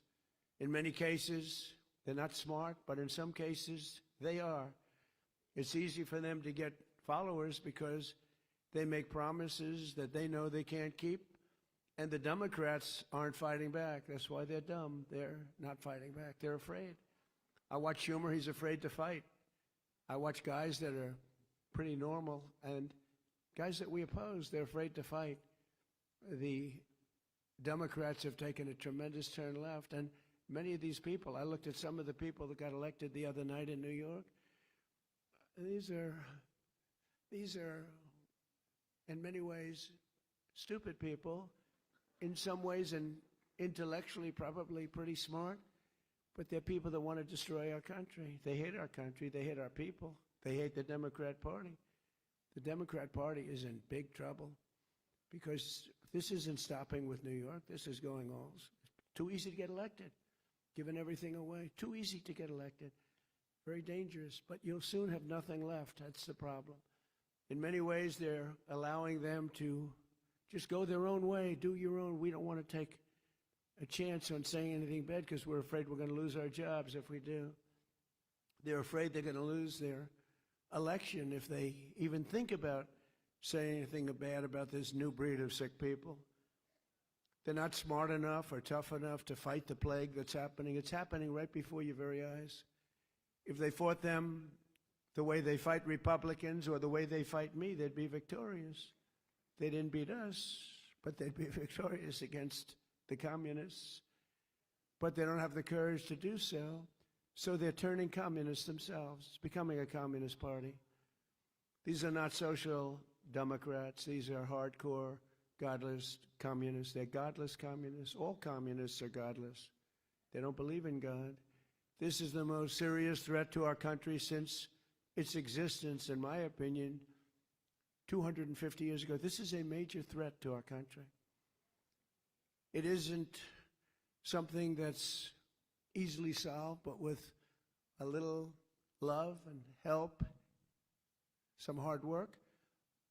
Because it's ironic, we're celebrating a very important birthday, our most important birthday so far, 250 years.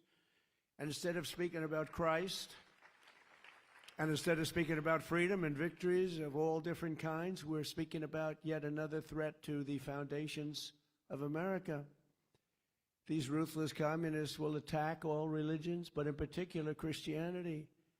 They always do. They're after Christianity more than any other religion. It seems to be more and more throughout the world, maybe because we're doing so well. I don't know. Maybe if we weren't doing well. But you see the numbers, how they're growing, how the churches are filling up. It's a beautiful thing to see. I mean, look, it happens to be during my presidency, so I don't mind taking credit for it. I'm very proud. But a lot of great things are happening. All communist countries attack religions violently.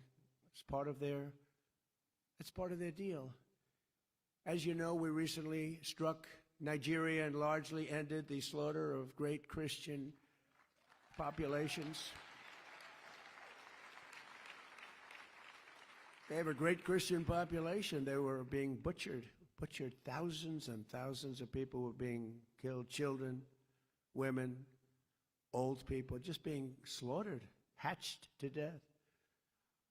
They know that if they go further, the attack will be far greater, and that they don't want to really get involved anymore so much. You know, we hit them very hard. We knocked out their leader. We knocked out their second leader and their third leader.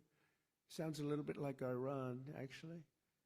That's all about a different cause that we have to do, because we cannot let Iran have a nuclear weapon. Can't let it happen. So I'm saving Christians throughout the world, even though we are not in those various countries where you read about this. But they'd like to make our country just like those countries. That's where they started. They started right where we are right now. But I'm saving them by hitting these terrorists very violently and very hard. We're hitting them very hard by the greatest weapons on earth, taking them out. We know where they are. We hunt them down and we take them out. Think of it. They go into a village and they just kill everybody. It's like crazy. They will close your churches in this country. They go communist, and they're trying to. They will kill your people, and that's what they're about. They want to end religion. They have to end religion because their ideology doesn't work if you have strong religion, people like you that are so incredible and love our country so much and love God. This is the greatest threat to our country since its founding, in my opinion, 250 years ago, what's happening right now. It's the greatest threat. People don't look at that, well, oh, 3 people were elected. No, it's many more than 3 people. And the other people are being swayed because they don't have the sense to see what's happening.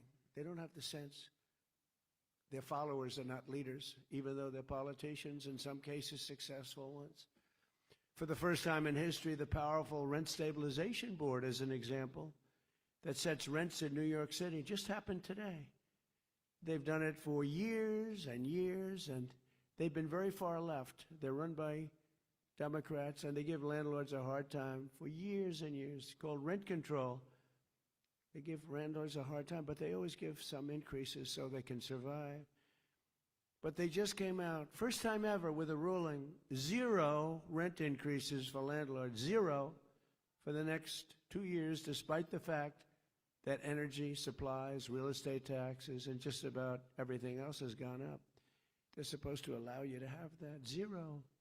They're giving them none. They're basically confiscating their property. And the one representative for the landlords who's on the board, I think they have 8 or 9 people on the board, and you had one who was representing one out of like 8. But at least you had somebody But that person walked off in disgust, walked off and got booed. Mayor Mamdani, who came to the White House and seems like a nice guy, but he said he was going to do this in his campaign. Nobody thought he was serious. He said he was going to make sure that people don't have a rent increase, even though energy went up. It's going to come down. It's coming down fast right now. I hope you're watching what's happening. We had a low number just now, $69 a barrel. That was, some people said it was going to be 350 by now. 69, it's going to be 300, 350. Never hit those numbers at all, even in the height of it all. But what the mayor doesn't say is that these buildings will soon turn into ghettos and slums, and that everybody will continue leaving New York. And as this spreads throughout the country, very much like an uncontrollable form of cancer, the country itself will be taken down. It will be third world, strictly third world. And it's happened many times before to very big and very powerful countries. But it's not going to happen to the United States of America. No way.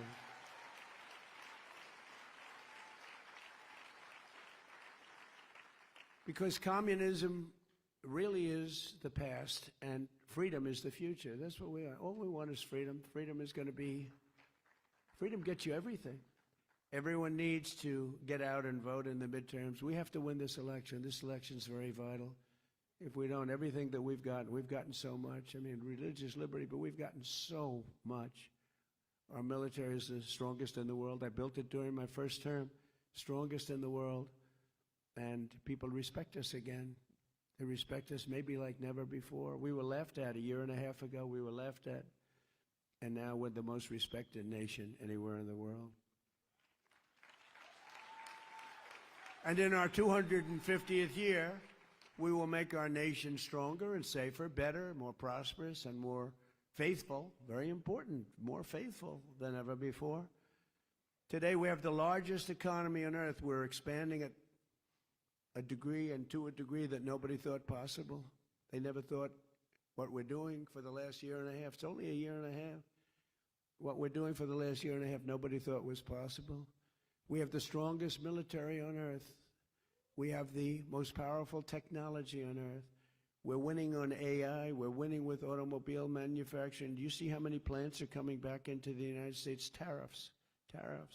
If they don't come in, they have to pay massive tariffs. Make your car outside, but you have to pay massive tariffs to come in. If you build your car in the United States using U.S. workers, our great American workers, you don't have any tariffs to pay. So they're all pouring in. It should have been done years ago by other presidents. We have the greatest culture on earth, and above all, we have the greatest people on earth. We do. We have the greatest people.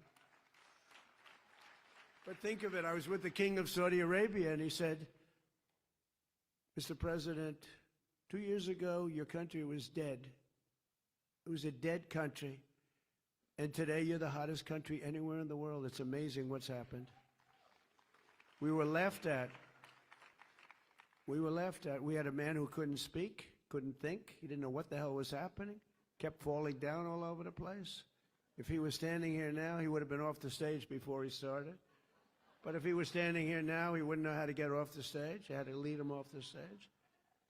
It was a disaster, and it was a rigged election. But we did it again, and we got it right. Too big to rig. We made it too big to rig. It was a rigged election. And look what happened because it was a rigged election. 25 million people came in, many criminals, murderers, 11,808 murderers, more than 50% of who created more than one murder, murdered more than one person. These are not going to be the citizens of our country. There's not a thing you can do to change that. But drug dealers at the highest level, the worst, some of the worst people on earth came in through open borders. Joe Biden's, but really it was the ideology's open border policy where everybody could come in. They came from all over the world. They emptied their prison populations into the United States of America. Think of that. But we're getting them out. We're getting them out faster than anybody can imagine. And we're going after the bad ones first. We're getting them out. Last week, we signed a historic agreement to accomplish what no president has ever been able to accomplish before, that Iran will never have a nuclear weapon. We're not going to let that happen. And thanks to the power and skill of the United States Armed Forces, Iran today has no Navy, no Air Force, no anti-aircraft capability, no radar, virtually no manufacturing. Their drone capacity has been cut by 82%. Their missile capacity has been cut by 80%. Their rocket launchers have been cut by 90%. Their leadership has been killed a first time, and their leadership has been killed a second time. And nobody wants to be the leader of Iran anymore. They said, who would like to be the president? And everyone said, no, thank you. It's amazing. And then the fake news, like the New York Times, which is a failing publication. But the fake news, ABC, so bad. ABC television network, fake ABC, NBC, CBS, CNN. They actually said for a little while, it didn't play well, that Iran was much stronger today than it was 4 months ago. Think of it. They have no Navy. They have no... They said they're stronger. They're dying to make a deal. They're giving us a lot. They should have been done over the 47-year period that they've reigned with terror. And that's what they did. They reigned with terror. When you see a young man or woman walking around without legs or without arms or a face that was obliterated, it happened from the roadside bomb that was created, the creation of General Soleimani, who I killed in my first term, and that was a big killing. He was a mad genius, but he was going to knock out 5 of our military installations. I found out about it. And in all fairness, Israel was supposed to do it with us, and the night before that took place, we heard from Israel that they will not be doing it. They don't want to do it. And I said to a couple of generals that we had, who were very good, I said, what do you think, generals? Can we do it? Because we worked on it for 30 days, worked on it with Israel. They said, we'll do it, sir. Can we do it as well? We'll do it better. And he was dead the next day. He was dead in the valley of death. He died in the valley of death. We had him all.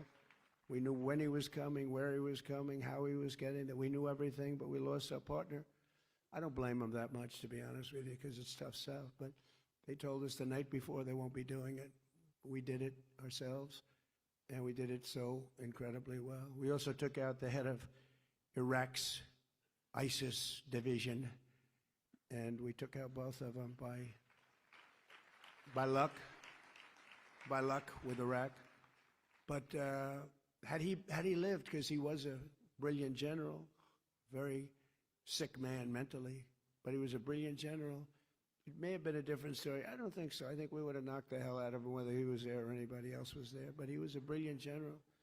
It's one of the biggest things ever to happen in the Middle East, the killing of Soleimani. People have said it's the biggest thing to happen in 100 years because he was a dominant force.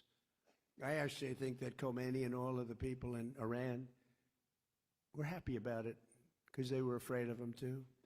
Over the past few weeks, the stock market and your 401ks skyrocketed upward like pretty much nobody's seen before. Oil prices are plummeting downward, and the world is a much safer place. We had to take that detour to knock out Iran. If we didn't do that, and we still have a fight. They have some capability, not much. They're not winning or anything, but they have some capability. They can still shoot. You know, they shot a drone yesterday at a big ship going into the Hormuz Strait. They shot 4 of them. We knocked down 3 of them. One of them, I guess, we didn't miss it. Nobody saw it coming.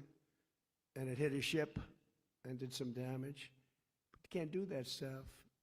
But very soon we're going to be at $2.50 gasoline. You know, I was in Iowa making a speech the day before we did the attack. And again, we had to turn it around. Everything was going so well. It's like, you're doing so well. We have the best economy. Everything's great. And I say, I brought my people into the room, my financial people and other people. I said, listen, we just set a record in the stock market. We just set a record in every single thing, including 401ks. Your 401ks, most of you have 401ks, are at the highest they've ever been, everything. But this was true 3.5 months ago, before the attack. Everything was good. We had records and everything. We were doing great. And I said, I hate to tell you, but we're going to have to take a detour. We're going to have to go to war or go to a military operation which my people would prefer that I use as a term because war means things that they don't like, but whether you call it war or not, it is what it is. And we're going to go down to the Islamic Republic of Iran, and we're going to have to hit them very hard. And don't forget, when Barack Hussein Obama did the JCPOC, if you look at that, Barack Hussein Obama, have you heard of him? He was a disaster. He was a disaster. He gave them $1.7 billion in cash, $1.7 billion in cash, and tens of billions of dollars. Gave it to Iran. Thought he could buy their friendship, and it was just the opposite. They used the money and they built missiles and everything else. And I terminated the JCPOA. It was his agreement. It was the Iran nuclear deal. It was a disaster. By the way, it expired a long time ago, but I terminated it long before it expired. If I didn't do that, Iran would have had a nuclear weapon. If I didn't send the B-2 bombers in 10 months ago, they would have had a nuclear weapon. We obliterated that nuclear dust. Very important. And then you wouldn't have Israel. Israel would be gone. I know you have a lot of good fans of Israel in this room. And Israel would have been gone, and probably the Middle East would have been gone. And they could have taken a shot. We would have wiped them out pretty quick, but they could have taken a chunk of us too. But in my first term, I created the greatest economy in the history of the world. The first term was a great success and rebuilt the military, did everything. But now we're blowing it away. We're doing much better this time. And again, we did have to make that excursion. How would you like to be given the best numbers we've ever had as a country and tell people, guess what, we're going to war? And nobody in the room knew what I was talking about because it wasn't their thing. And I said, we got to stop them from having a nuclear weapon. Because you want to see problems? Let a crazy country have a nuclear weapon. You'll see problems like you've never seen before. The stock market has set 73 all-time record highs since the election. And more Americans are working today than at any time in the history of our country. That's pretty good. In January 2025, we inherited the worst, most dangerous, most wide open and insecure border in history. I actually think in the history of the world, I don't think it's just here. You could just walk into the country, and again, they were letting prison populations, they were taking buses and dropping them off at our border, and people coming out, murderers coming out of prison, drug dealers, the worst people. They made our criminals look like nice people. That's the only thing nice. Our criminals, for the first time, looked very nice by comparison to these people. But they dropped 25 million people over 4 years into our country. And it's the single hardest job I have, getting them out. We're getting them out pretty rapidly, but it's a very hard thing. But think of it, prison populations from the Congo, from all parts of South America, from all parts of the world, were taken in, driven through Mexico, and dropped off in our border, and they would walk right into our country. And we've quickly turned it into the strongest and most secure border in the history. We have the strongest border we've ever had now. And for the past 13 months, 0 illegal aliens have been admitted into the United States. 0. We have 0. And those are the numbers, they report them. And they're taken by sort of a left kind of a group. The stats, you know, if anybody did, they'd like to report them. But we have 0. And they don't even try because they know they're probably not going to get in, so they're not going to make this very dangerous march. We're saving a lot of lives. Because in those caravans, remember I named them caravans, they'd have 25,000 people, sometimes more. But they'd come up from South America and all through Mexico. They'd go all through. And they go through jungles. In Colombia, really tough jungles too, dangerous jungles. And women would die and women would be raped. Remember when I said they get raped, crime, murder, and everyone, my first speech was controversial. When I announced I was running, everyone said, what do you mean raped? What I said was peanuts compared to what happened. And the women would come up, and they'd die, they'd be raped. A lot of people would die on those caravans. The journeys up they call them journeys through hell, because they had to go through jungles, they had to go through very dangerous areas. And the people that got here would just walk right into our country. We had no idea who they were. Nobody would even stand there and check. They just came in, come on in, come on in. This was Sleepy Joe Biden's ideology that was forced on him by much smarter people than him that wanted to destroy our country because he had no clue. But with the help of our law enforcement heroes in 2025, we achieved the largest drop in the murder rate ever recorded in our country's history 125 years ago. Think of that, think of that. The year 1900, that was before my father. My father would hate me saying that because it's a long time ago, but that was before my father was born. I had a wonderful father and mother, and family. But the lowest murder rate in 125 years. Washington, D.C. is now one of the safest, most beautiful cities in the country. And just a little while ago, it was a killing machine. Think of that. A year and a half ago, Washington was a very unsafe city. Now it's one of the safest cities in the country. It's one of the most beautiful cities. Doug Burgum and myself and a whole group of people did a great job on the monuments and fountains. And the reflecting pool was so beautiful. They tried to destroy it. They cut it up with a box knife and tried to destroy it. And it's in great shape now. They're terrible. They're vandals. They've caught 6 of them, I guess, maybe more. They've got others in line to be caught. But we just inspected it. We'll fix it right after the 4th of July. Got to let the water out, just fix it. But we caught them. They would cut it, and they would grab this very expensive and very good material, totally waterproof, and they rip it. These people are sick. They ripped a scar 350 feet long through the side of the reflecting pool. These are the people we're dealing with. These are the people that want to destroy our country. But we've invested a record $1 trillion in the United States Armed Forces, and we're going this year for $1.5 trillion, all made in the USA. And something that's so exciting, the recruitment. You know, if you go back a year and a half, 2 years ago, you could not get anybody to join the Army, the Navy, the Air Force, the Marines, the Coast Guard, Space Force. You couldn't get anybody to join. They had tremendous recruitment problems, but now recruitment in every branch of our military is setting records. 18 months ago, we had tremendous shortages and we couldn't fill them up. We were never going to fill them up. That included police and firemen. We couldn't get policemen and women. We couldn't get firemen and women. Anything with a uniform because they were ashamed of our country, because we had people that were not respected. You have to respect the president. If you don't respect the president, you're going to have a problem. You're going to have a problem. They had no respect. And now we have waiting lists. Now you can't get into the military. Literally, we went from the worst recruitment numbers ever in 1 year to the best recruitment numbers ever. And it all started on that beautiful day, November 5th, right? A thing called Election Day.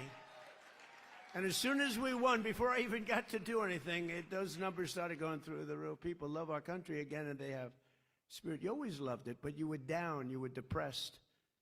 You were not feeling too good about our country. Especially you, as people with a great religion and a fervor for Christianity and religion, you should be depressed. You should have been, but now you're riding high. But we have to be careful. We don't want to lose it. We've got to win the midterms. We've got to win the election coming up, and we're gonna be in good shape. But you have to expose them. If you don't expose them, I mean, I stand here and I expose them. Some people don't do it right. They say they're going to get free rent. Well, that's okay to say, but everyone's going to vote for them, except for a few of the people in this room. But you have to say they're going to get free rent. But in 2 years, everything is going to collapse and you're going to live in squalor. When you say that, you can beat the free rent. You can beat the fact that they're going to take your house away and give it to somebody else, which is essentially what they'd like to do.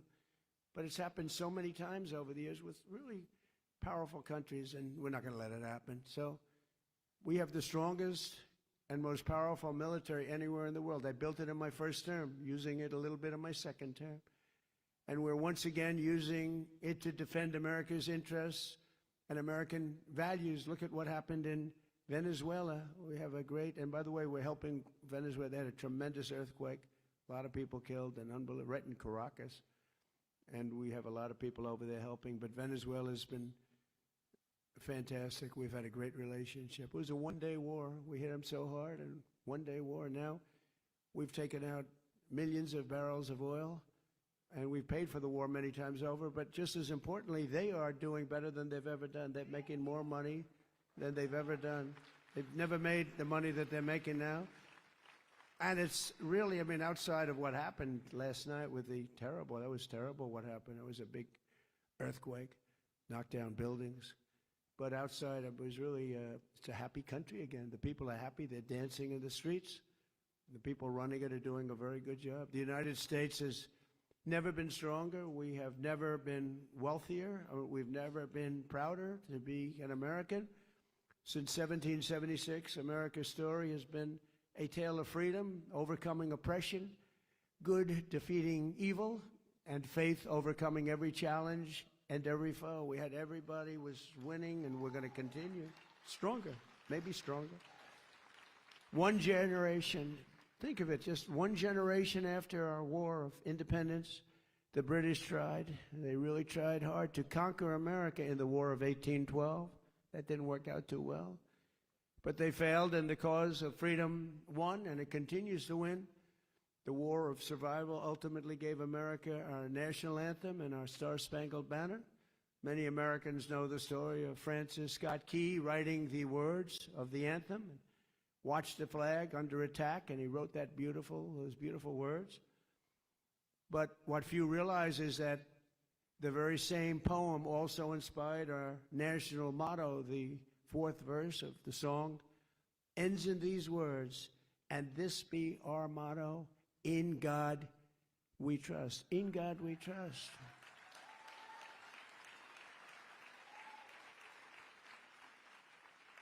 And as you know, the Democrats want to end that. They don't want the words, "In God we trust." They want to have that stricken. They go to court. They take us to court. We're never changing that. We'll fight for that. We're not changing that. In God we trust. Better believe it. So today, on the threshold of our 250th year, this room is proof that America is still a nation that lives by those magnificent words, "In God we trust." With the help of everyone here today and Americans of faith all across this land, we will continue to protect the promise of the Declaration of Independence, one of which actually is in my office, in the Oval Office. So we cherish it. We will continue to defend our values, our traditions, our faith, and our freedom. And as we enter the golden age of America, that's what we have. This is the golden age. We've never had anything like it. We have factories all over the country. We have car plants, AI plants, all sorts of plants. Our businesses are expanding. Our numbers are unbelievable. Remember that we've never had a year with so many number one stock markets. Good to have number one, because that affects everybody. That means jobs. That means success. That's good, as we said, for your 401ks. It's good for your stock investments. Everyone's doing well. We have a country that's just the hottest. It just is so hot. And I'm working really hard to make it even better. We're going to get rid of some of the flaws. We're going to make it even better. But the biggest thing we have to do is we have to stop this horrible thread of cancer that's permeating our country called communism. We have to stop it, because that's what it's about. That's what they want to do quietly.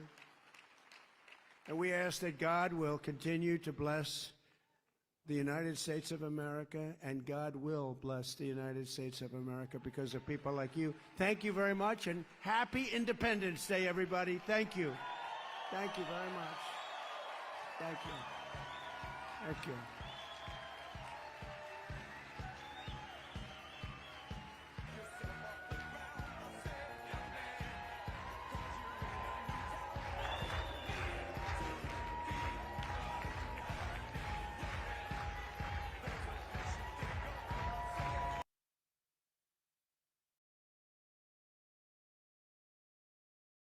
And the political justification of the 1950s. So whether it can repeat the 1950s or not, I think there's no way it can repeat the 1950s exactly the way it happened. So the question is not if, the question is to what extent it will repeat that. And that will become one of the defining questions of China's future, or the future of China's economy. And perhaps that's why 3 seemingly unrelated stories, in my opinion, turn out to be chapters of the same story. So, all right. Have I lost people? Oh, Chris is here. Hi, Chris. All right, Alibaba. Yeah, I just found these 3 stories. These are what I read like this morning, and they're totally unrelated, but in my mind, they are. They give us a very good picture of China's economy. All right. Middle class, someone said, Arnold Hui. Middle class is an illusion. They're only poor and the rich. Well, I think that's well said, particularly in China. All right. Someone says, Karen or Karan? Karen or Karan? Not Karen. Karan. Your work is great. Thank you. Well, thank you very much. I'll ask you. Okay. All right. Here, let me see. Questions? No questions. Comments? No comments. Oh, here's a question from Prodigy 2104. How was Toronto? I wanted to go. I haven't gone to Toronto yet. I'm going. I'll be there this weekend. So yeah. So I'll be at the theater, the Four Seasons. Come see the performance, and I'll meet you there. I'm just across the pond, but couldn't. Hope you had a great time. Yeah. So after this, I have to go pack for my trip. Let's see. Someone said, share the bed with a serial killer. Wow. Oh my goodness. All right. People have no questions for me, which is good. If you're here. All right. All right. Someone has found no question. Someone said, Michael Wang, I have go make lunch late. You are awesome. Listen to you all the time. Well, thank you, Michael Wang. Lunch, so you're in Asia. Lunch is 10 o'clock. Yeah, you're in Asia, or you're somewhere 14 hours ahead of me. Okay, good. Well, thank you. Someone, okay, from Jenny Chi. Jack Ma's story is fascinating. How much time does he spend in China, and how long has he been back in China? Right after that rice field appearance, he's spotted in Cambridge, Massachusetts, attending events at Harvard University and MIT, Massachusetts Institute of Technology. Yeah, so he's, I think people also spotted him in Europe and Japan. So yeah. He'd better pledge loyalty, or the party state would not let him leave China. It's possible. So I heard that he has maintained good relations with China's premier. Li Qiang was the one who convinced him to return to China during COVID, I think in 2021 or 2022. 2022. Yeah, during COVID, he was living overseas. All right. Here's a question from Wheezy Squeeze Box. Do you really think, Lei, that the CCP pays attention to the difficulties of the ordinary people? No, it doesn't. It's aware, but it's not paying attention. I did that in one of my earlier programs. Or actually, I shared an essay written by an official from northern China who described China as 2 separate countries. One is country. One state is made up of the officials, all those individuals working for the state, and the other is everyone else. And the CCP is only taking care of people working for them. All right.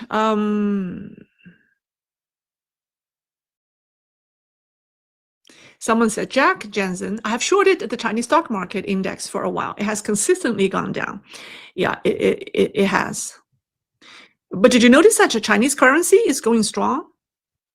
People ask what's going on there. Chinese currency is highly manipulated. It's not an indication of how strong the economy is. I believe during the 80s, when the Chinese economy was, collapsing, I mean, Do you remember what the exchange rate was? It was 1 to 3, $1 to 3 Chinese yuan. It was the strongest. So China's exchange rate is not a good indication because it's highly manipulated. It's not a good indication of its economy. I think the reason the Chinese currency is going strong now is because the CCP is trying very hard, or has been to some extent successful in preventing capital flight. Because if the currency is weak, it's more difficult for the regime to stop money from leaving China. So that's one incentive. Yeah, the other is interest rate. I mean, China's interest rate is so low, and if the exchange rate is low, I mean, money is leaving.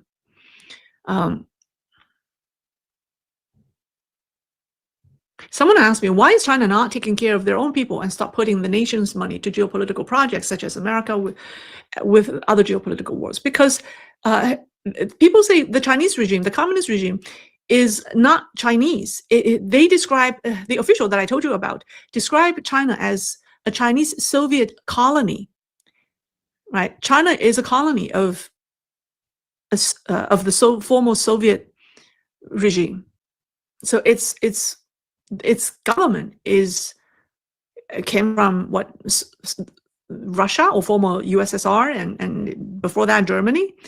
So it's not really a Chinese. It only sees the Communist Party members and people working for them as their citizens. Everyone else, they're not treated as Chinese citizens. So yeah, the CCP is the biggest foreign forces in China, and I think Chinese people have figured that one out. They're openly saying this because every time China goes through some hardship, the regime blames on foreign hostile forces, aka the United States, Japan, and all of that. But then the Chinese people have figured out that the biggest hostile foreign forces is the regime itself, because it's from Europe originally. All right, wise lack. I saw a Mao documentary on the Great Leap Forward by digging into China here on YouTube. It was really shocking. Good. Well, excellent. Okay. Well, Chris just copied the video, the link, the live stream that I did, talking about the two separate states. Someone said, "You look marvelous, simply marvelous." Oh, thank you. All right. I think my AI-powered camera, my very smart camera, decides to give me a good appearance today. I met a friend who told me, who I haven't seen for a long time, and she said, "I watch you on YouTube. One comment I have is your appearance is not consistent. Sometimes you look very good. Sometimes you could improve your makeup." And I told her, I think it has nothing to do with my makeup, because it's the same. It's pretty much the same every time, every day. I say it's my AI, my uber smart camera trying to outsmart me. It decides how I look for the day. So anyways. All right, questions, comments? Live animal. When will the military and princely families take a decisive action against Xi? Also, is the purge intensifying before the 21st Party Congress? The purge is intensifying like crazy. I know for most Westerners, you don't follow CCP politics at the level of some of the Chinese political commentators do, because they study every personnel change at the provincial level, at the deputy ministerial level, even at bureau level. And so if I mention those names, you have no idea who they are, because they're not household names. But people have studied them, and they have figured out that for 2026, all the officials that they have removed, right, on the civilian side, are almost all tied to the Xi Jinping faction. And their replacements are mostly people who do not have direct link to the Xi Jinping faction. And it's overwhelming. If I list all the names, there are like dozens of them. People have actually tracked them. I didn't talk about it because you will find it boring. Nobody can recognize their names. But there's a pattern. And they say, how can you tell me that Xi Jinping is very much in control? Right? If he's in control, why is he removing? Why everyone he removed or who fell from power is related to him, and they're all pretty much replaced by people who don't have a direct link or connection to him. That's one argument. And the second argument is it's been what, almost 6 months since Xi Jinping took down Zhang Youxia and Liu Zhengli. If he's in power, why he hasn't promoted any general? Because there's a huge vacancy at the top of the PLA. Why he hasn't fill those vacancies, promote major generals or lieutenant generals to full generals if he's in power? Because he couldn't. So yeah, so the infighting is intense. Oh, by the way, Xi Jinping finally left Beijing and went on an official tour, because I've been saying that he has not left Beijing except twice. The first time was after all the commentaries about Xi Jinping being stuck in Beijing. He hasn't left Beijing. He left Beijing to go to Xiong'an, I believe in April. Was it April? Yeah. And then he went to Shanghai. But the second trip to Shanghai was kind of interesting because Xinhua produced no photos, no footage. It was only text saying he went to Shanghai. It was not backed up with any pictures. So it could be that he didn't go and they just announced that he went. And then when he went to Xiong'an in April for the first time this year, it wasn't really an out-of-town trip because Xiong'an is really 1 hour away from Beijing. It's considered in the backyard of Beijing. And so that doesn't count. So this week, he finally left Beijing to go to Shandong. But there's an interesting observation. Cai Qi didn't go with him. And none of the Politburo Standing Committee members went with him. He only took Vice Premier He Lifeng with him. So that's interesting. I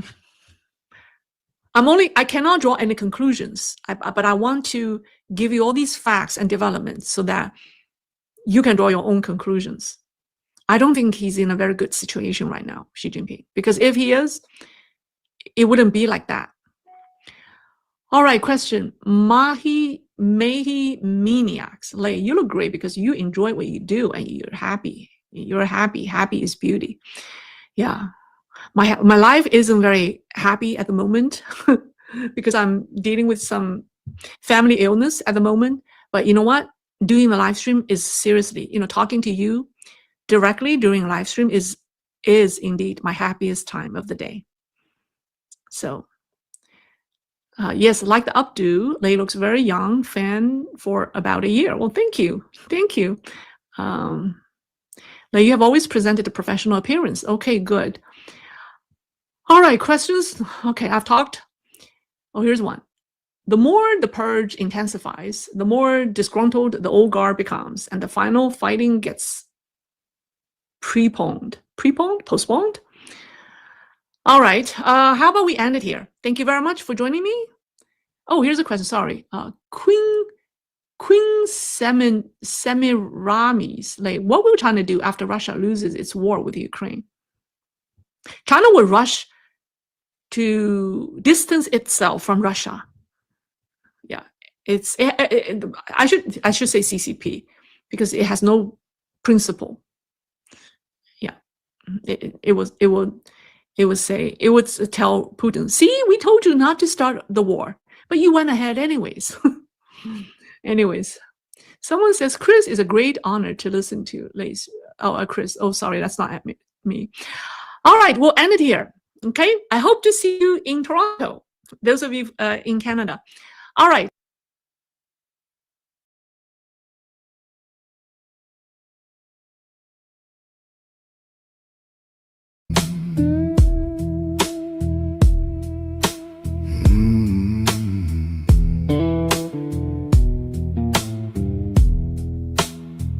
Dust blows softly through this tired southern town. Old pickup trucks and faded signs breaking down. Neon buzzing outside the corner store, like memories I can't escape anymore. My boots feel heavy from these endless miles. Too many heartbreaks hidden behind smiles. and every cigarette burns slower tonight. Underneath this lonely yellow light, dust and bones blue running through my soul like an old black river nobody can control. Oh Lord, can't you see what these old roads did to me? Every dream I lose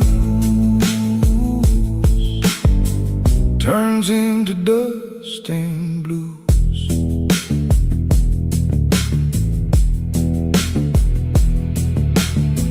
Old bartender says the night's still young, but these tired lungs have sung enough songs. Train whistles echo somewhere far away, like ghosts begging me to stay. My guitar strings hum with a cracked old sound, like a worn-out man still drifting around. And every note beneath this southern sky feels like one more slow goodbye. Dust and bones blue, heavy as the rain, like old scars hiding deep beneath the pain. Every road I ride, every town I choose, still leaves me stranded with these dust and blues.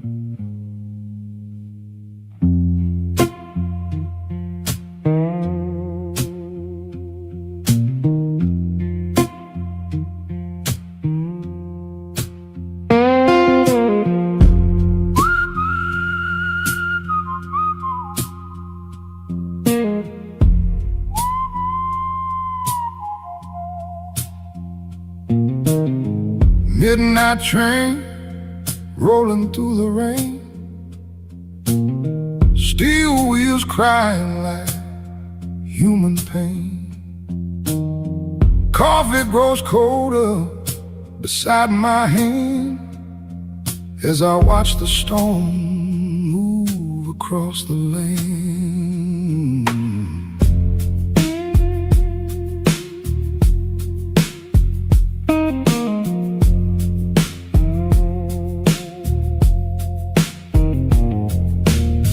Cheap motel glowing beside the road, another lost town carrying heavy souls.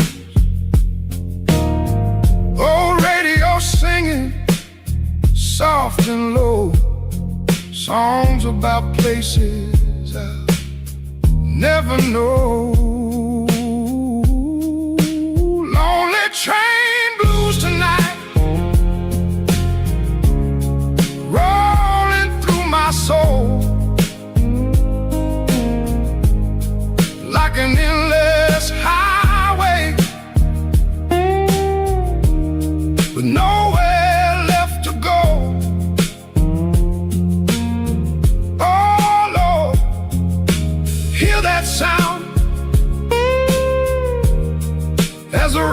keeps falling down. Every passing tune sings these lonely blues.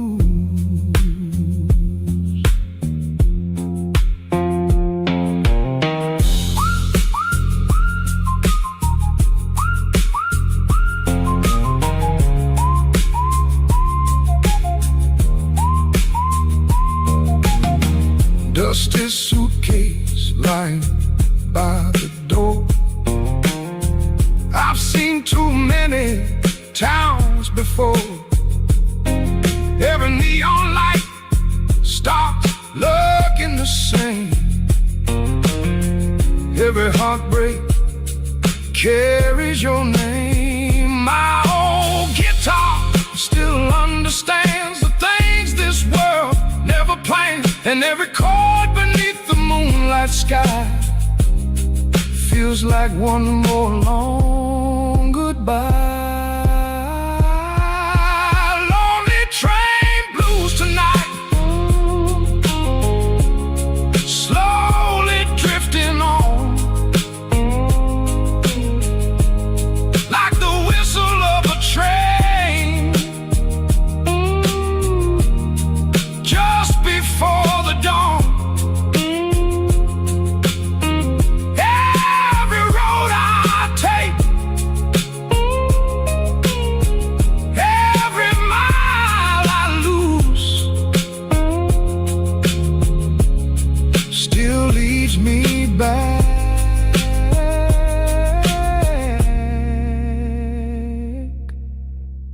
to these lonely blues.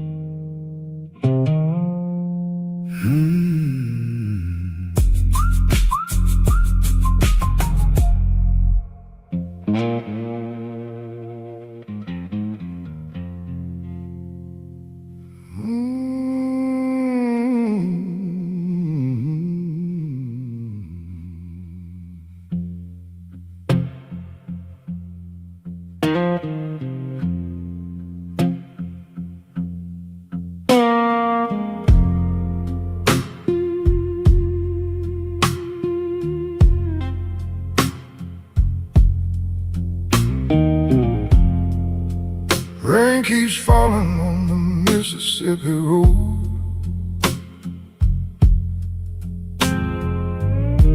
Old guitar singing like a weary soul.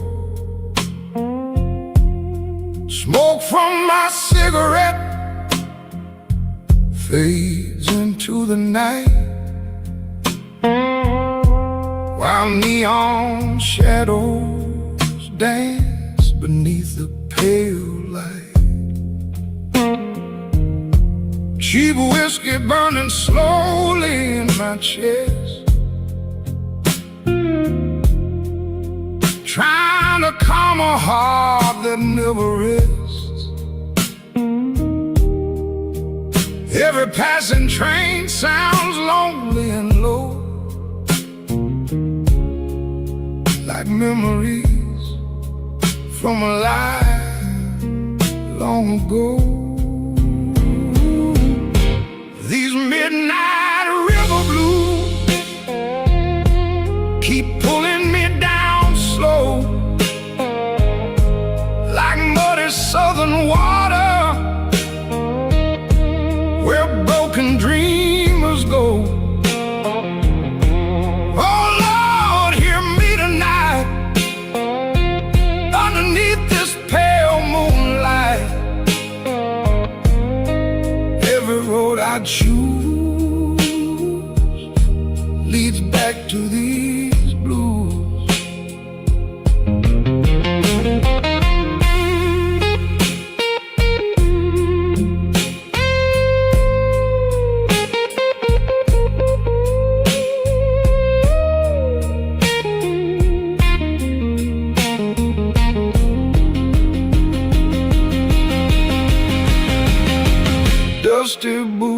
walking through an empty town.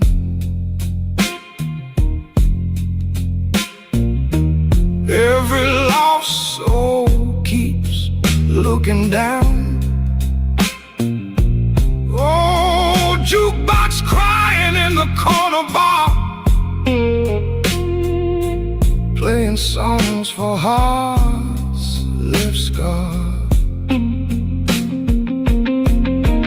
Wind blows softly through the southern trees, like ghosts whispering old melodies. And every note my guitar plays tonight feels like holding on to fading light. These midnight river blues run deeper every year, like thunder in the distance, slowly drawing near. Oh Lord, hear my cry beneath this endless sky. Every dream I lose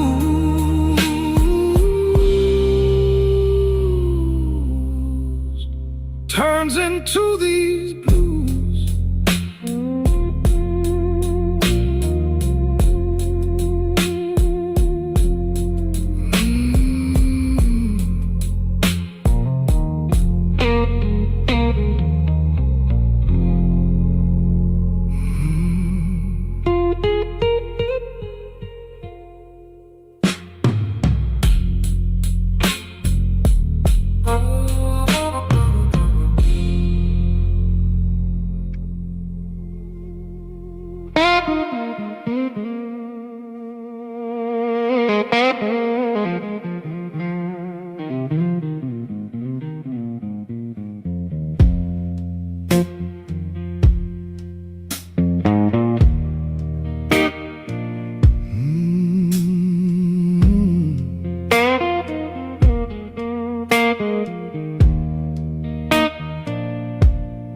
Neon signs glowing through the midnight rain.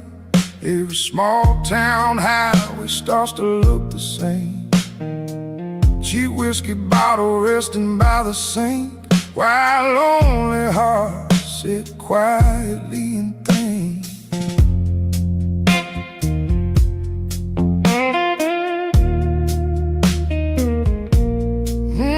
Old jukebox humming in the corner bar, playing songs for people carrying scars.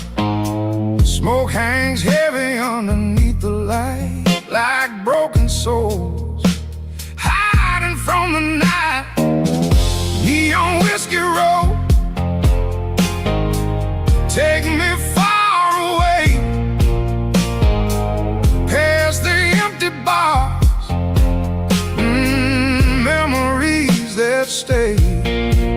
Oh Lord, let me roam till this tired soul feels home. Every road I choose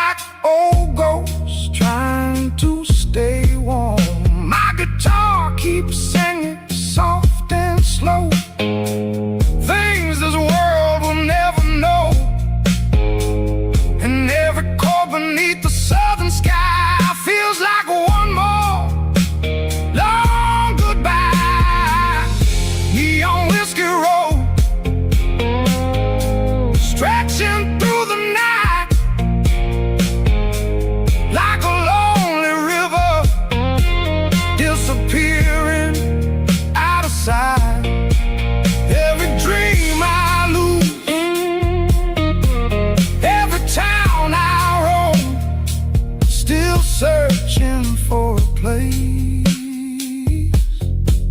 this heart can call home.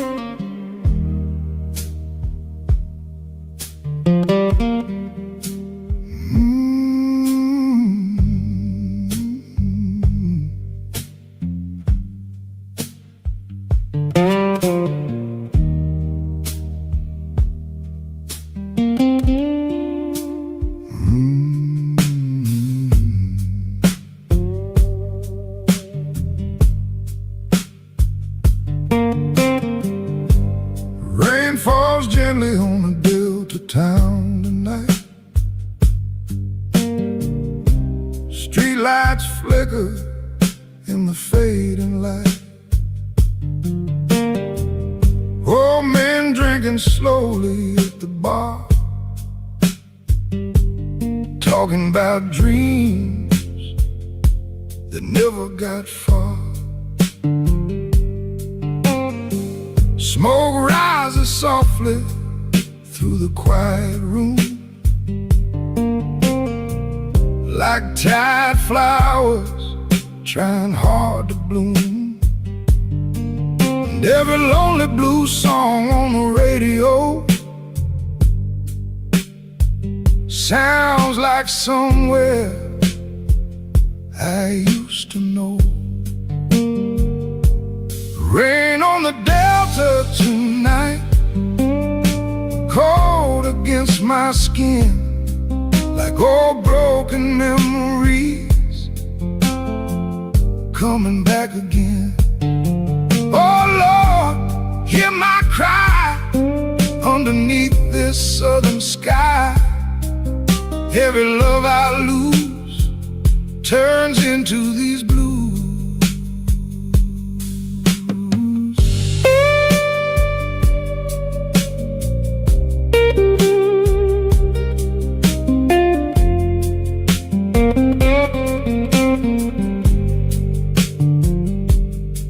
My guitar rests heavy against the wall, like it already knows the rise and fall of every lonely soul that passes through, searching for something real and true. Wind moves softly through the pinewood trees, carrying old forgotten melodies. And somewhere down the darkened railway line, another lonely heart is losing time.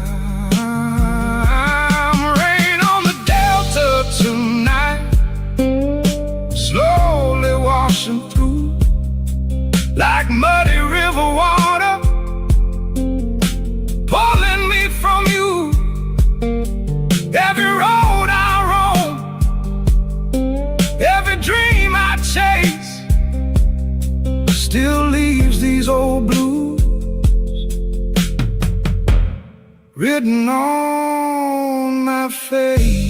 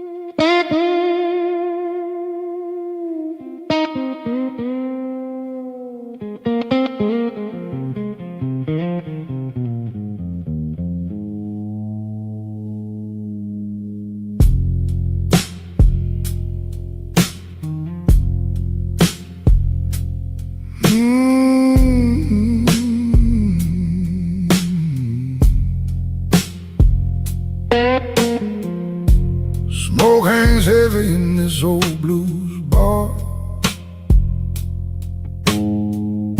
Streetlights shimmer from passing cars. Bartender pouring another round slow as old train whistles echo below.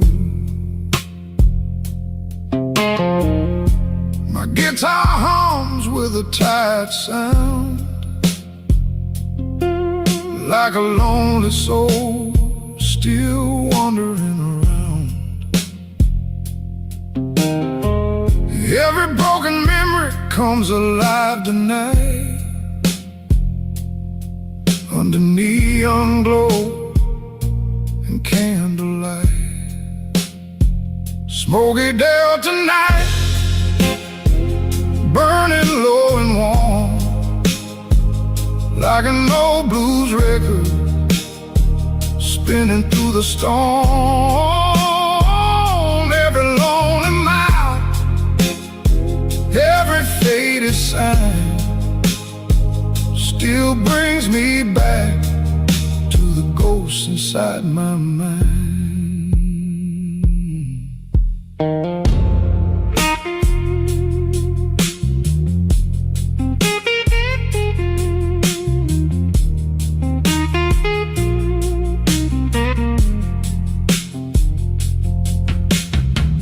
Rain taps softly on the window pane,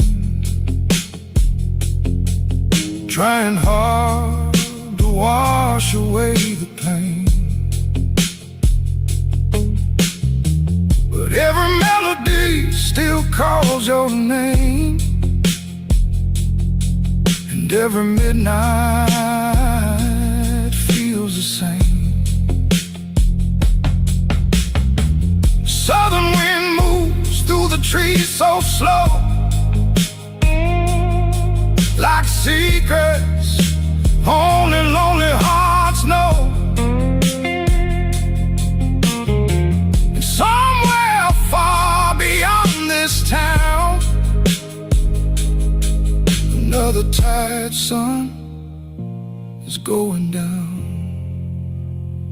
Smoky Delta night, hold me till the dawn, like the last old memory before it's gone. Every road I ride, every dream I chase, still leaves your shadow in this empty place.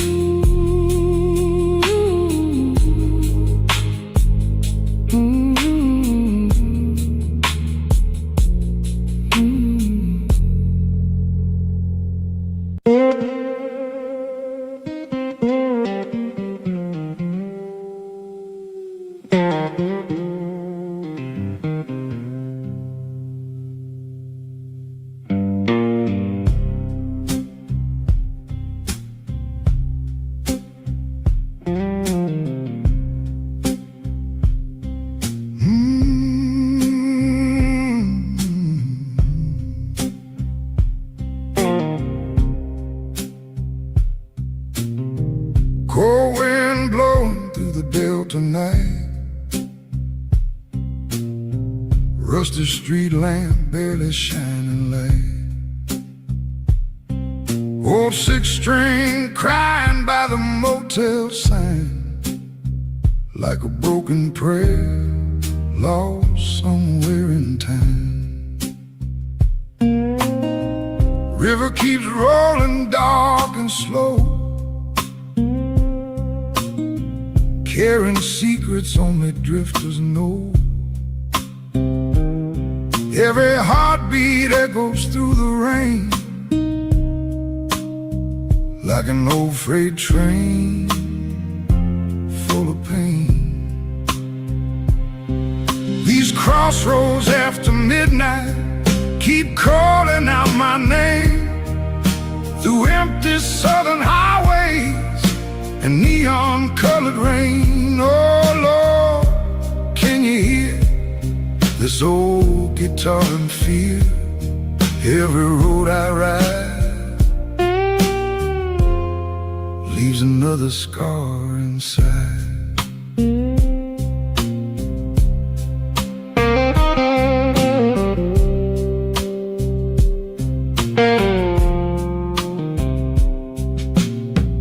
Bartender wipes the dust from empty glass, watching lonely shadows slowly pass. Jukebox humming low in smoky air, playing songs for souls beyond repair. Moonlight falling on these worn-out boots, while silence hangs beneath the roof. And every chord I play tonight alone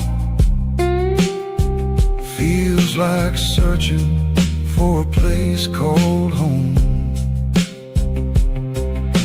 Train wheels crying near the riverside, like the ghosts of dreamers left behind.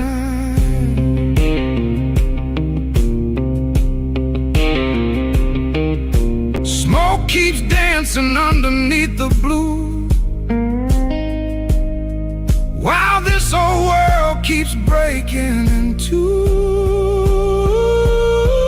These crossroads after midnight still pull me through the storm, like distant thunder rolling before the night is gone. Oh Lord, stay near tonight beneath this fading light.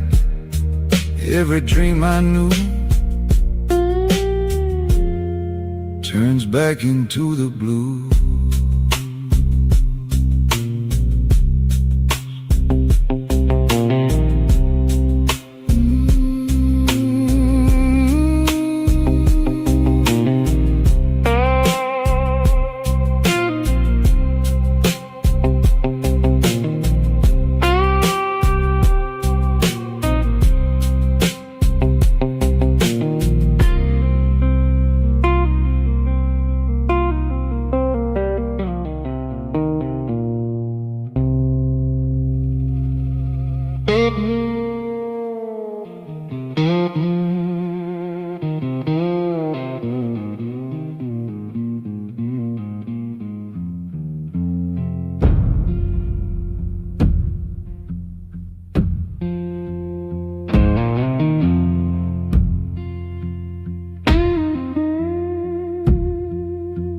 Standing at the crossroads, late at night alone, cold wind blowing through flesh and bone, street lights trembling underneath the rain, like tired hearts learning how to break again. Oh, black guitar hanging by my side, full of songs I've always tried to hide.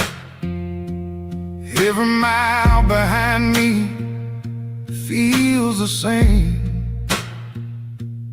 Every broken town still knows my name. Crossroads, midnight blues, calling out my soul, like a dark old river control. Oh Lord, hear my prayer, floating through the southern air. Every road I choose leads into these blues.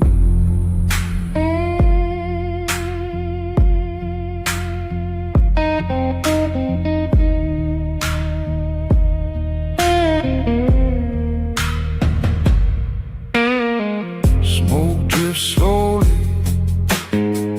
through the neon light, while lonely strangers drink away the night. Bartender says some wounds don't heal, and tonight I finally know how that feels. Train tracks humming underneath the storm,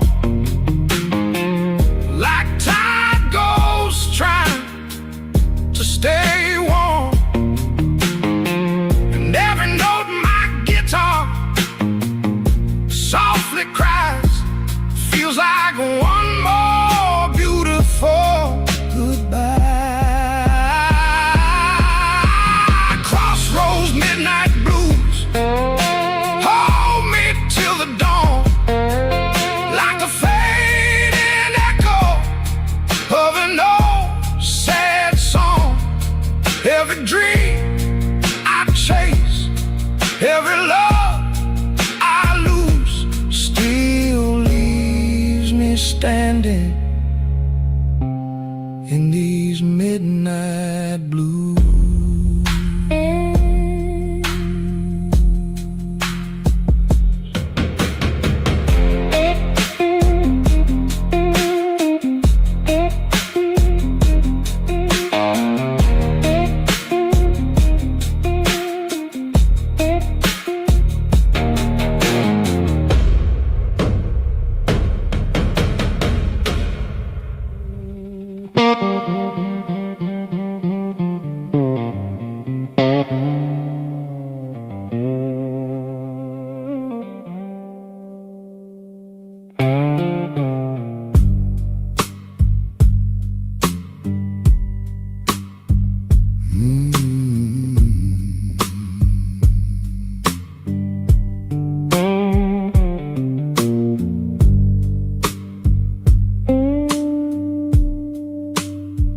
Delta moon hanging low above the river tonight, silver reflections dancing in the pale light. Old wooden porch creaking underneath my feet, while distant thunder rolls through the summer heat. My cigarette burns slow beside this rocking chair, southern wind moving softly through the air, and every lonely cricket singing in the dark feels like another memory inside my heart. Delta moonlight blues,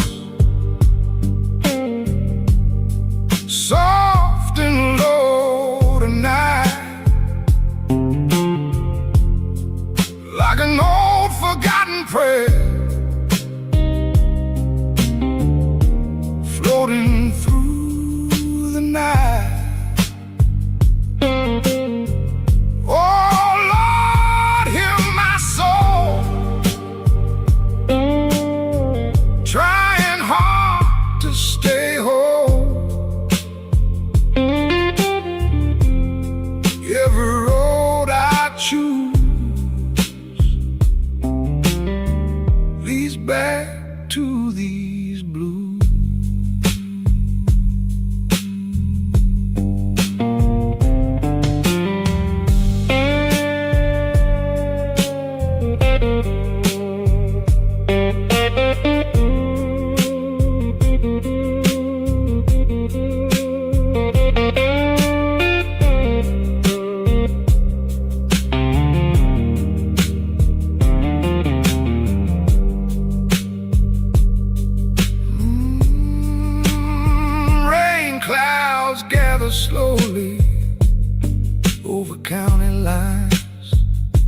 like old regrets buried deep in time. My guitar hums with a worn-out sound, like a tired man still drifting around. Oh, radio playing from the room inside, songs about lovers who never survive. And somewhere far beyond the river bend, another lonely night begins again. Delta moonlight blues rolling through my veins, like muddy southern water after endless rain. Every dream fades slow, like smoke beneath the moon. Still singing these blues to an old forgotten tune.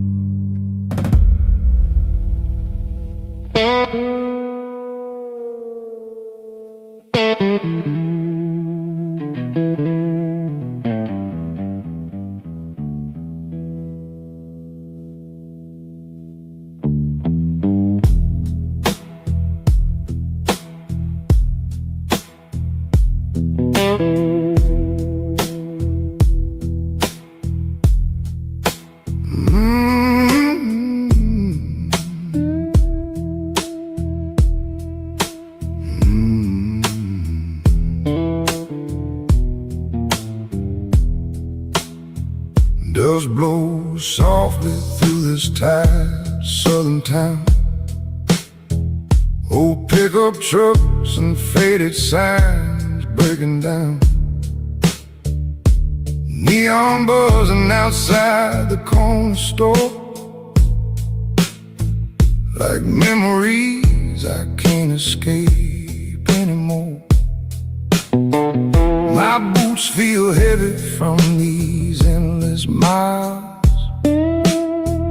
Too many heartbreaks hidden behind smiles, and every cigarette burns slower tonight underneath this lonely yellow light.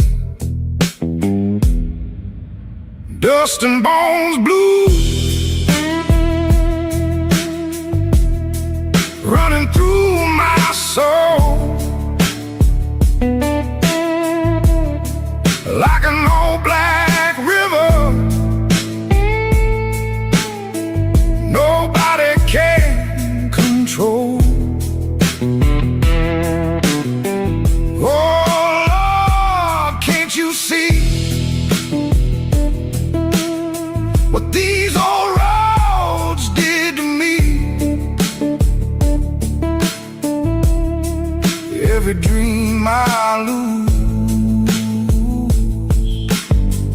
turns into dust and blues.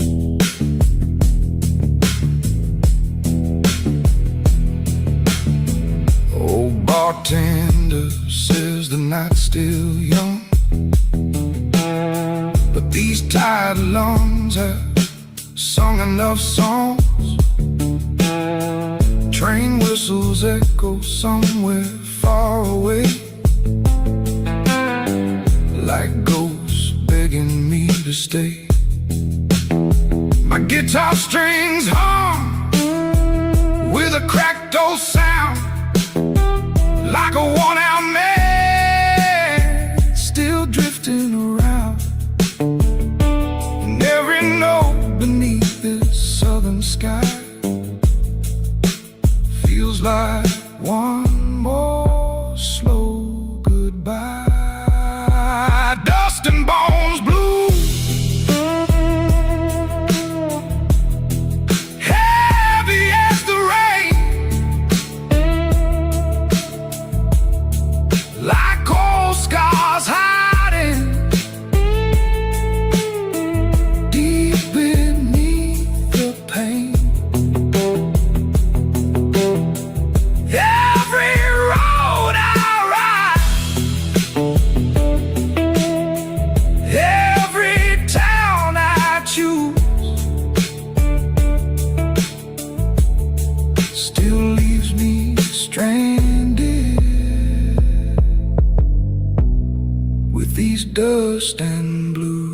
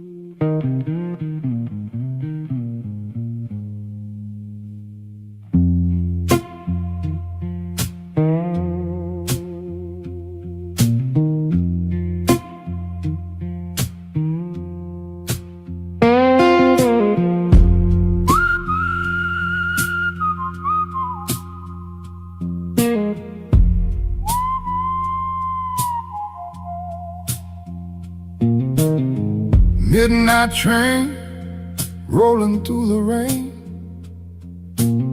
steel wheels crying like human pain.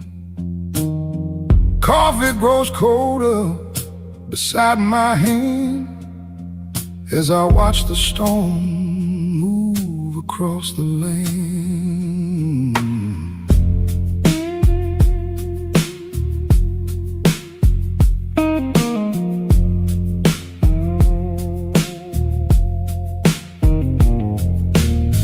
Cheap motel glowing beside the road, another lost town carrying heavy souls.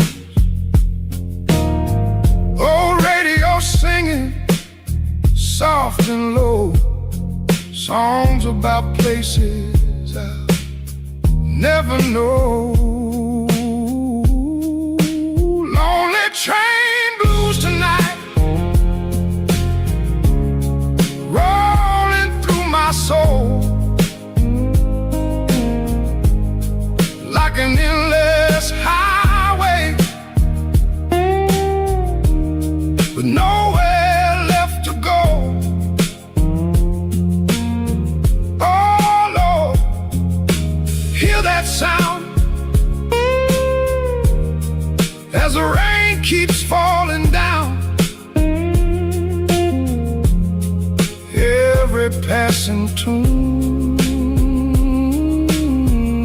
sings these lonely blues.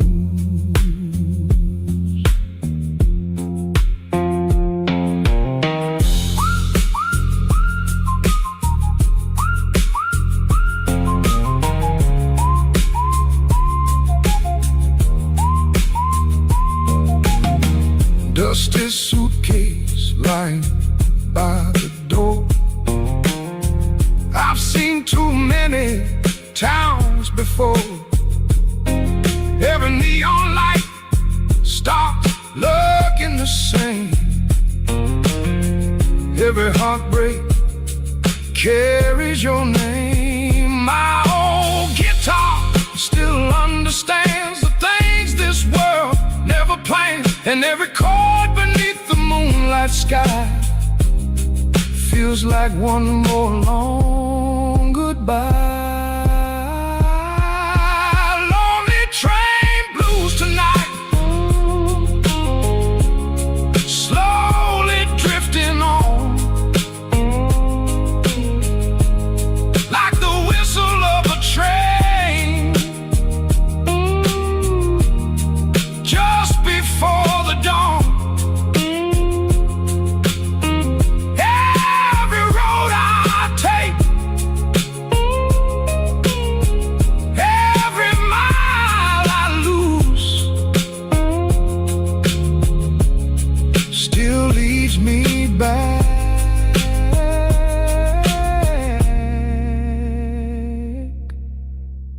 to these lonely blues.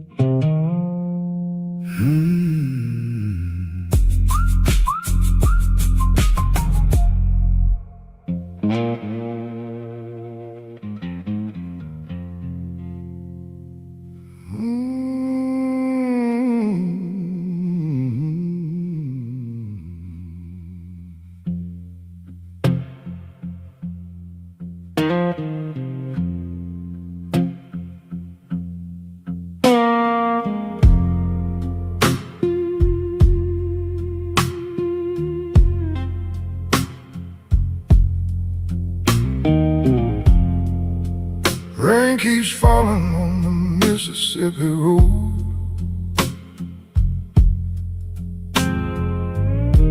Old guitar singing like a weary soul.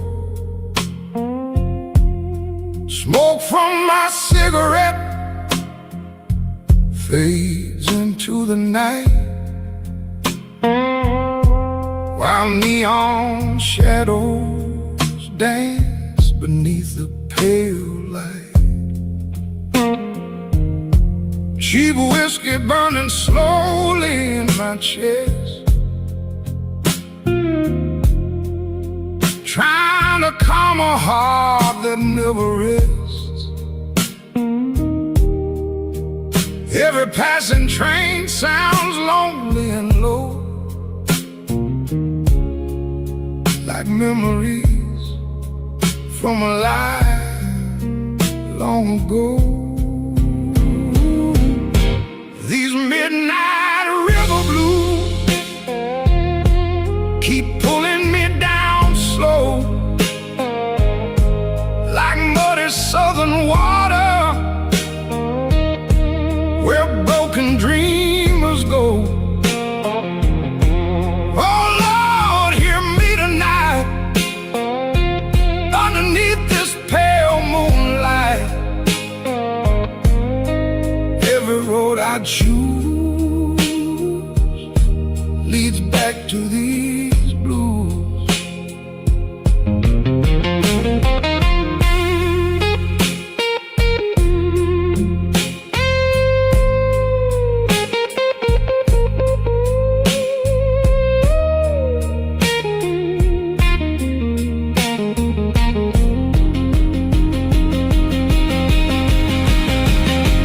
Dusty boots walking through an empty town.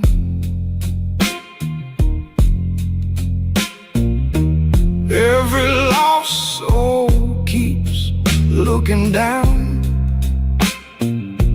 Oh, jukebox crying in the corner bar, playing songs for hearts left scarred.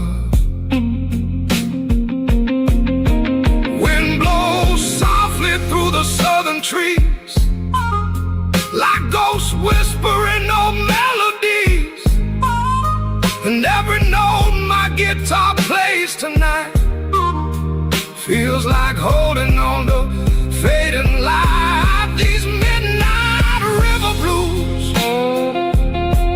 run deeper every year, like thunder in the distance, slowly drawing near.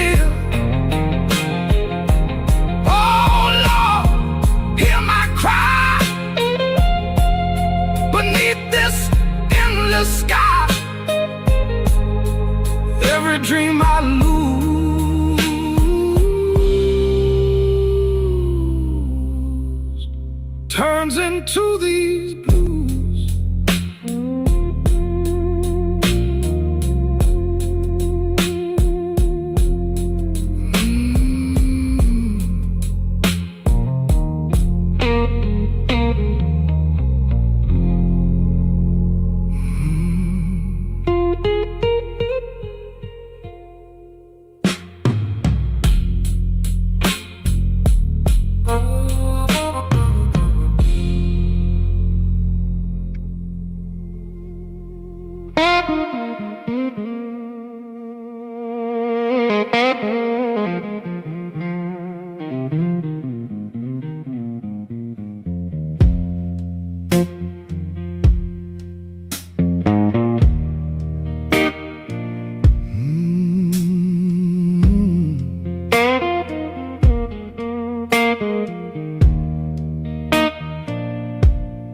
Neon signs glowing through the midnight rain.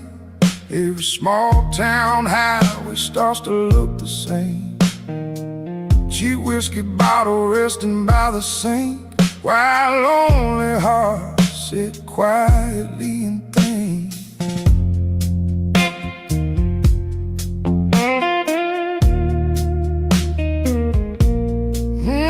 Old jukebox humming in the corner bar, playing songs for people carrying scars.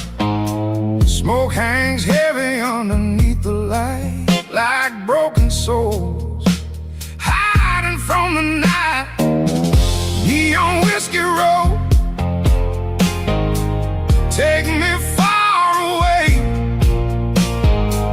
past the empty bars, memories that stay. Oh Lord, let me roam till this tired soul feels home. Every road I choose turns into these blues.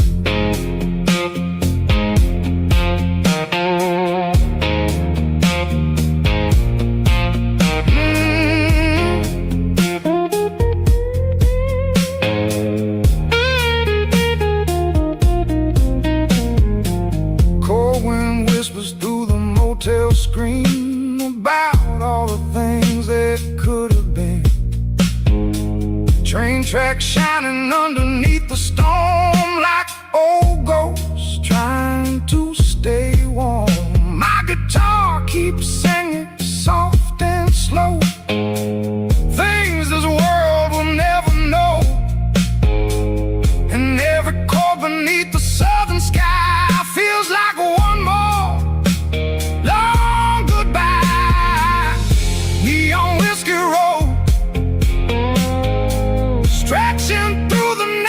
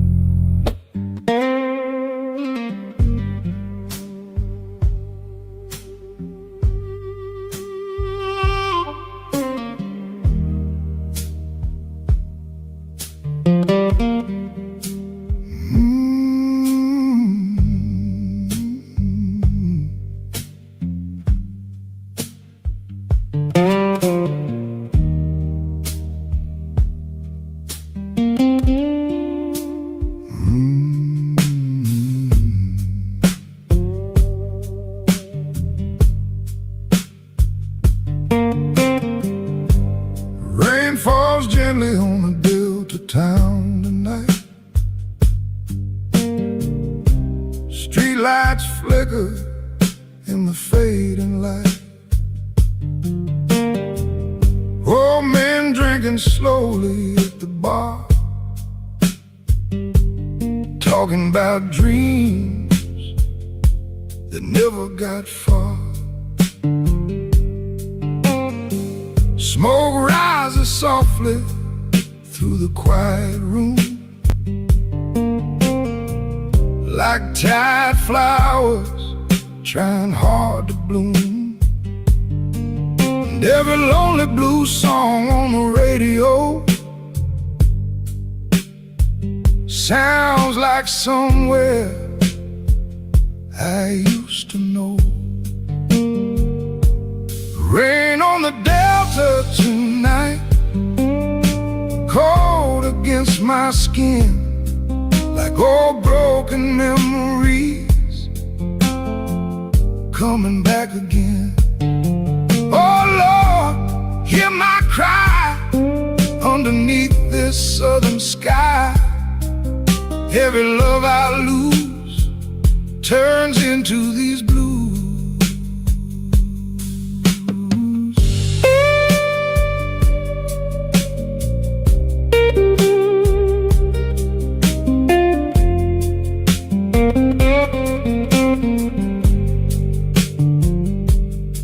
My guitar rests heavy against the wall, like it already knows the rise and fall of every lonely soul that passes through, searching for something real and true. Wind moves softly through the pinewood trees, carrying old forgotten melodies. And somewhere down the darkened railway line,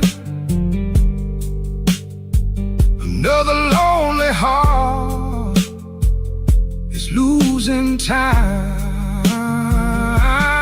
Rain on the Delta tonight, slowly washing through like muddy river water,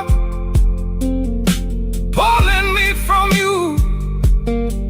Every road I roam, every dream I chase, still leaves these old blues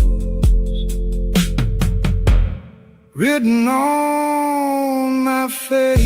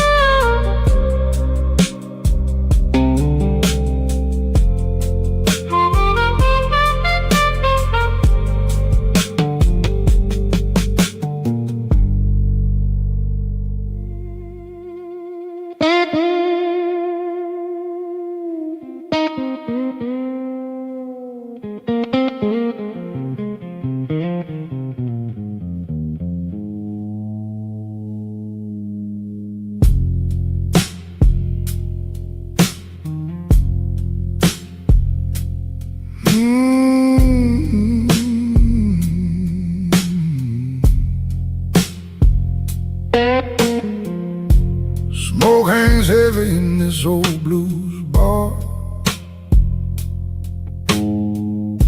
Streetlights shimmer from passing cars. Bartender pouring another round slow, as old train whistles echo below. My guitar hums with a tired sound.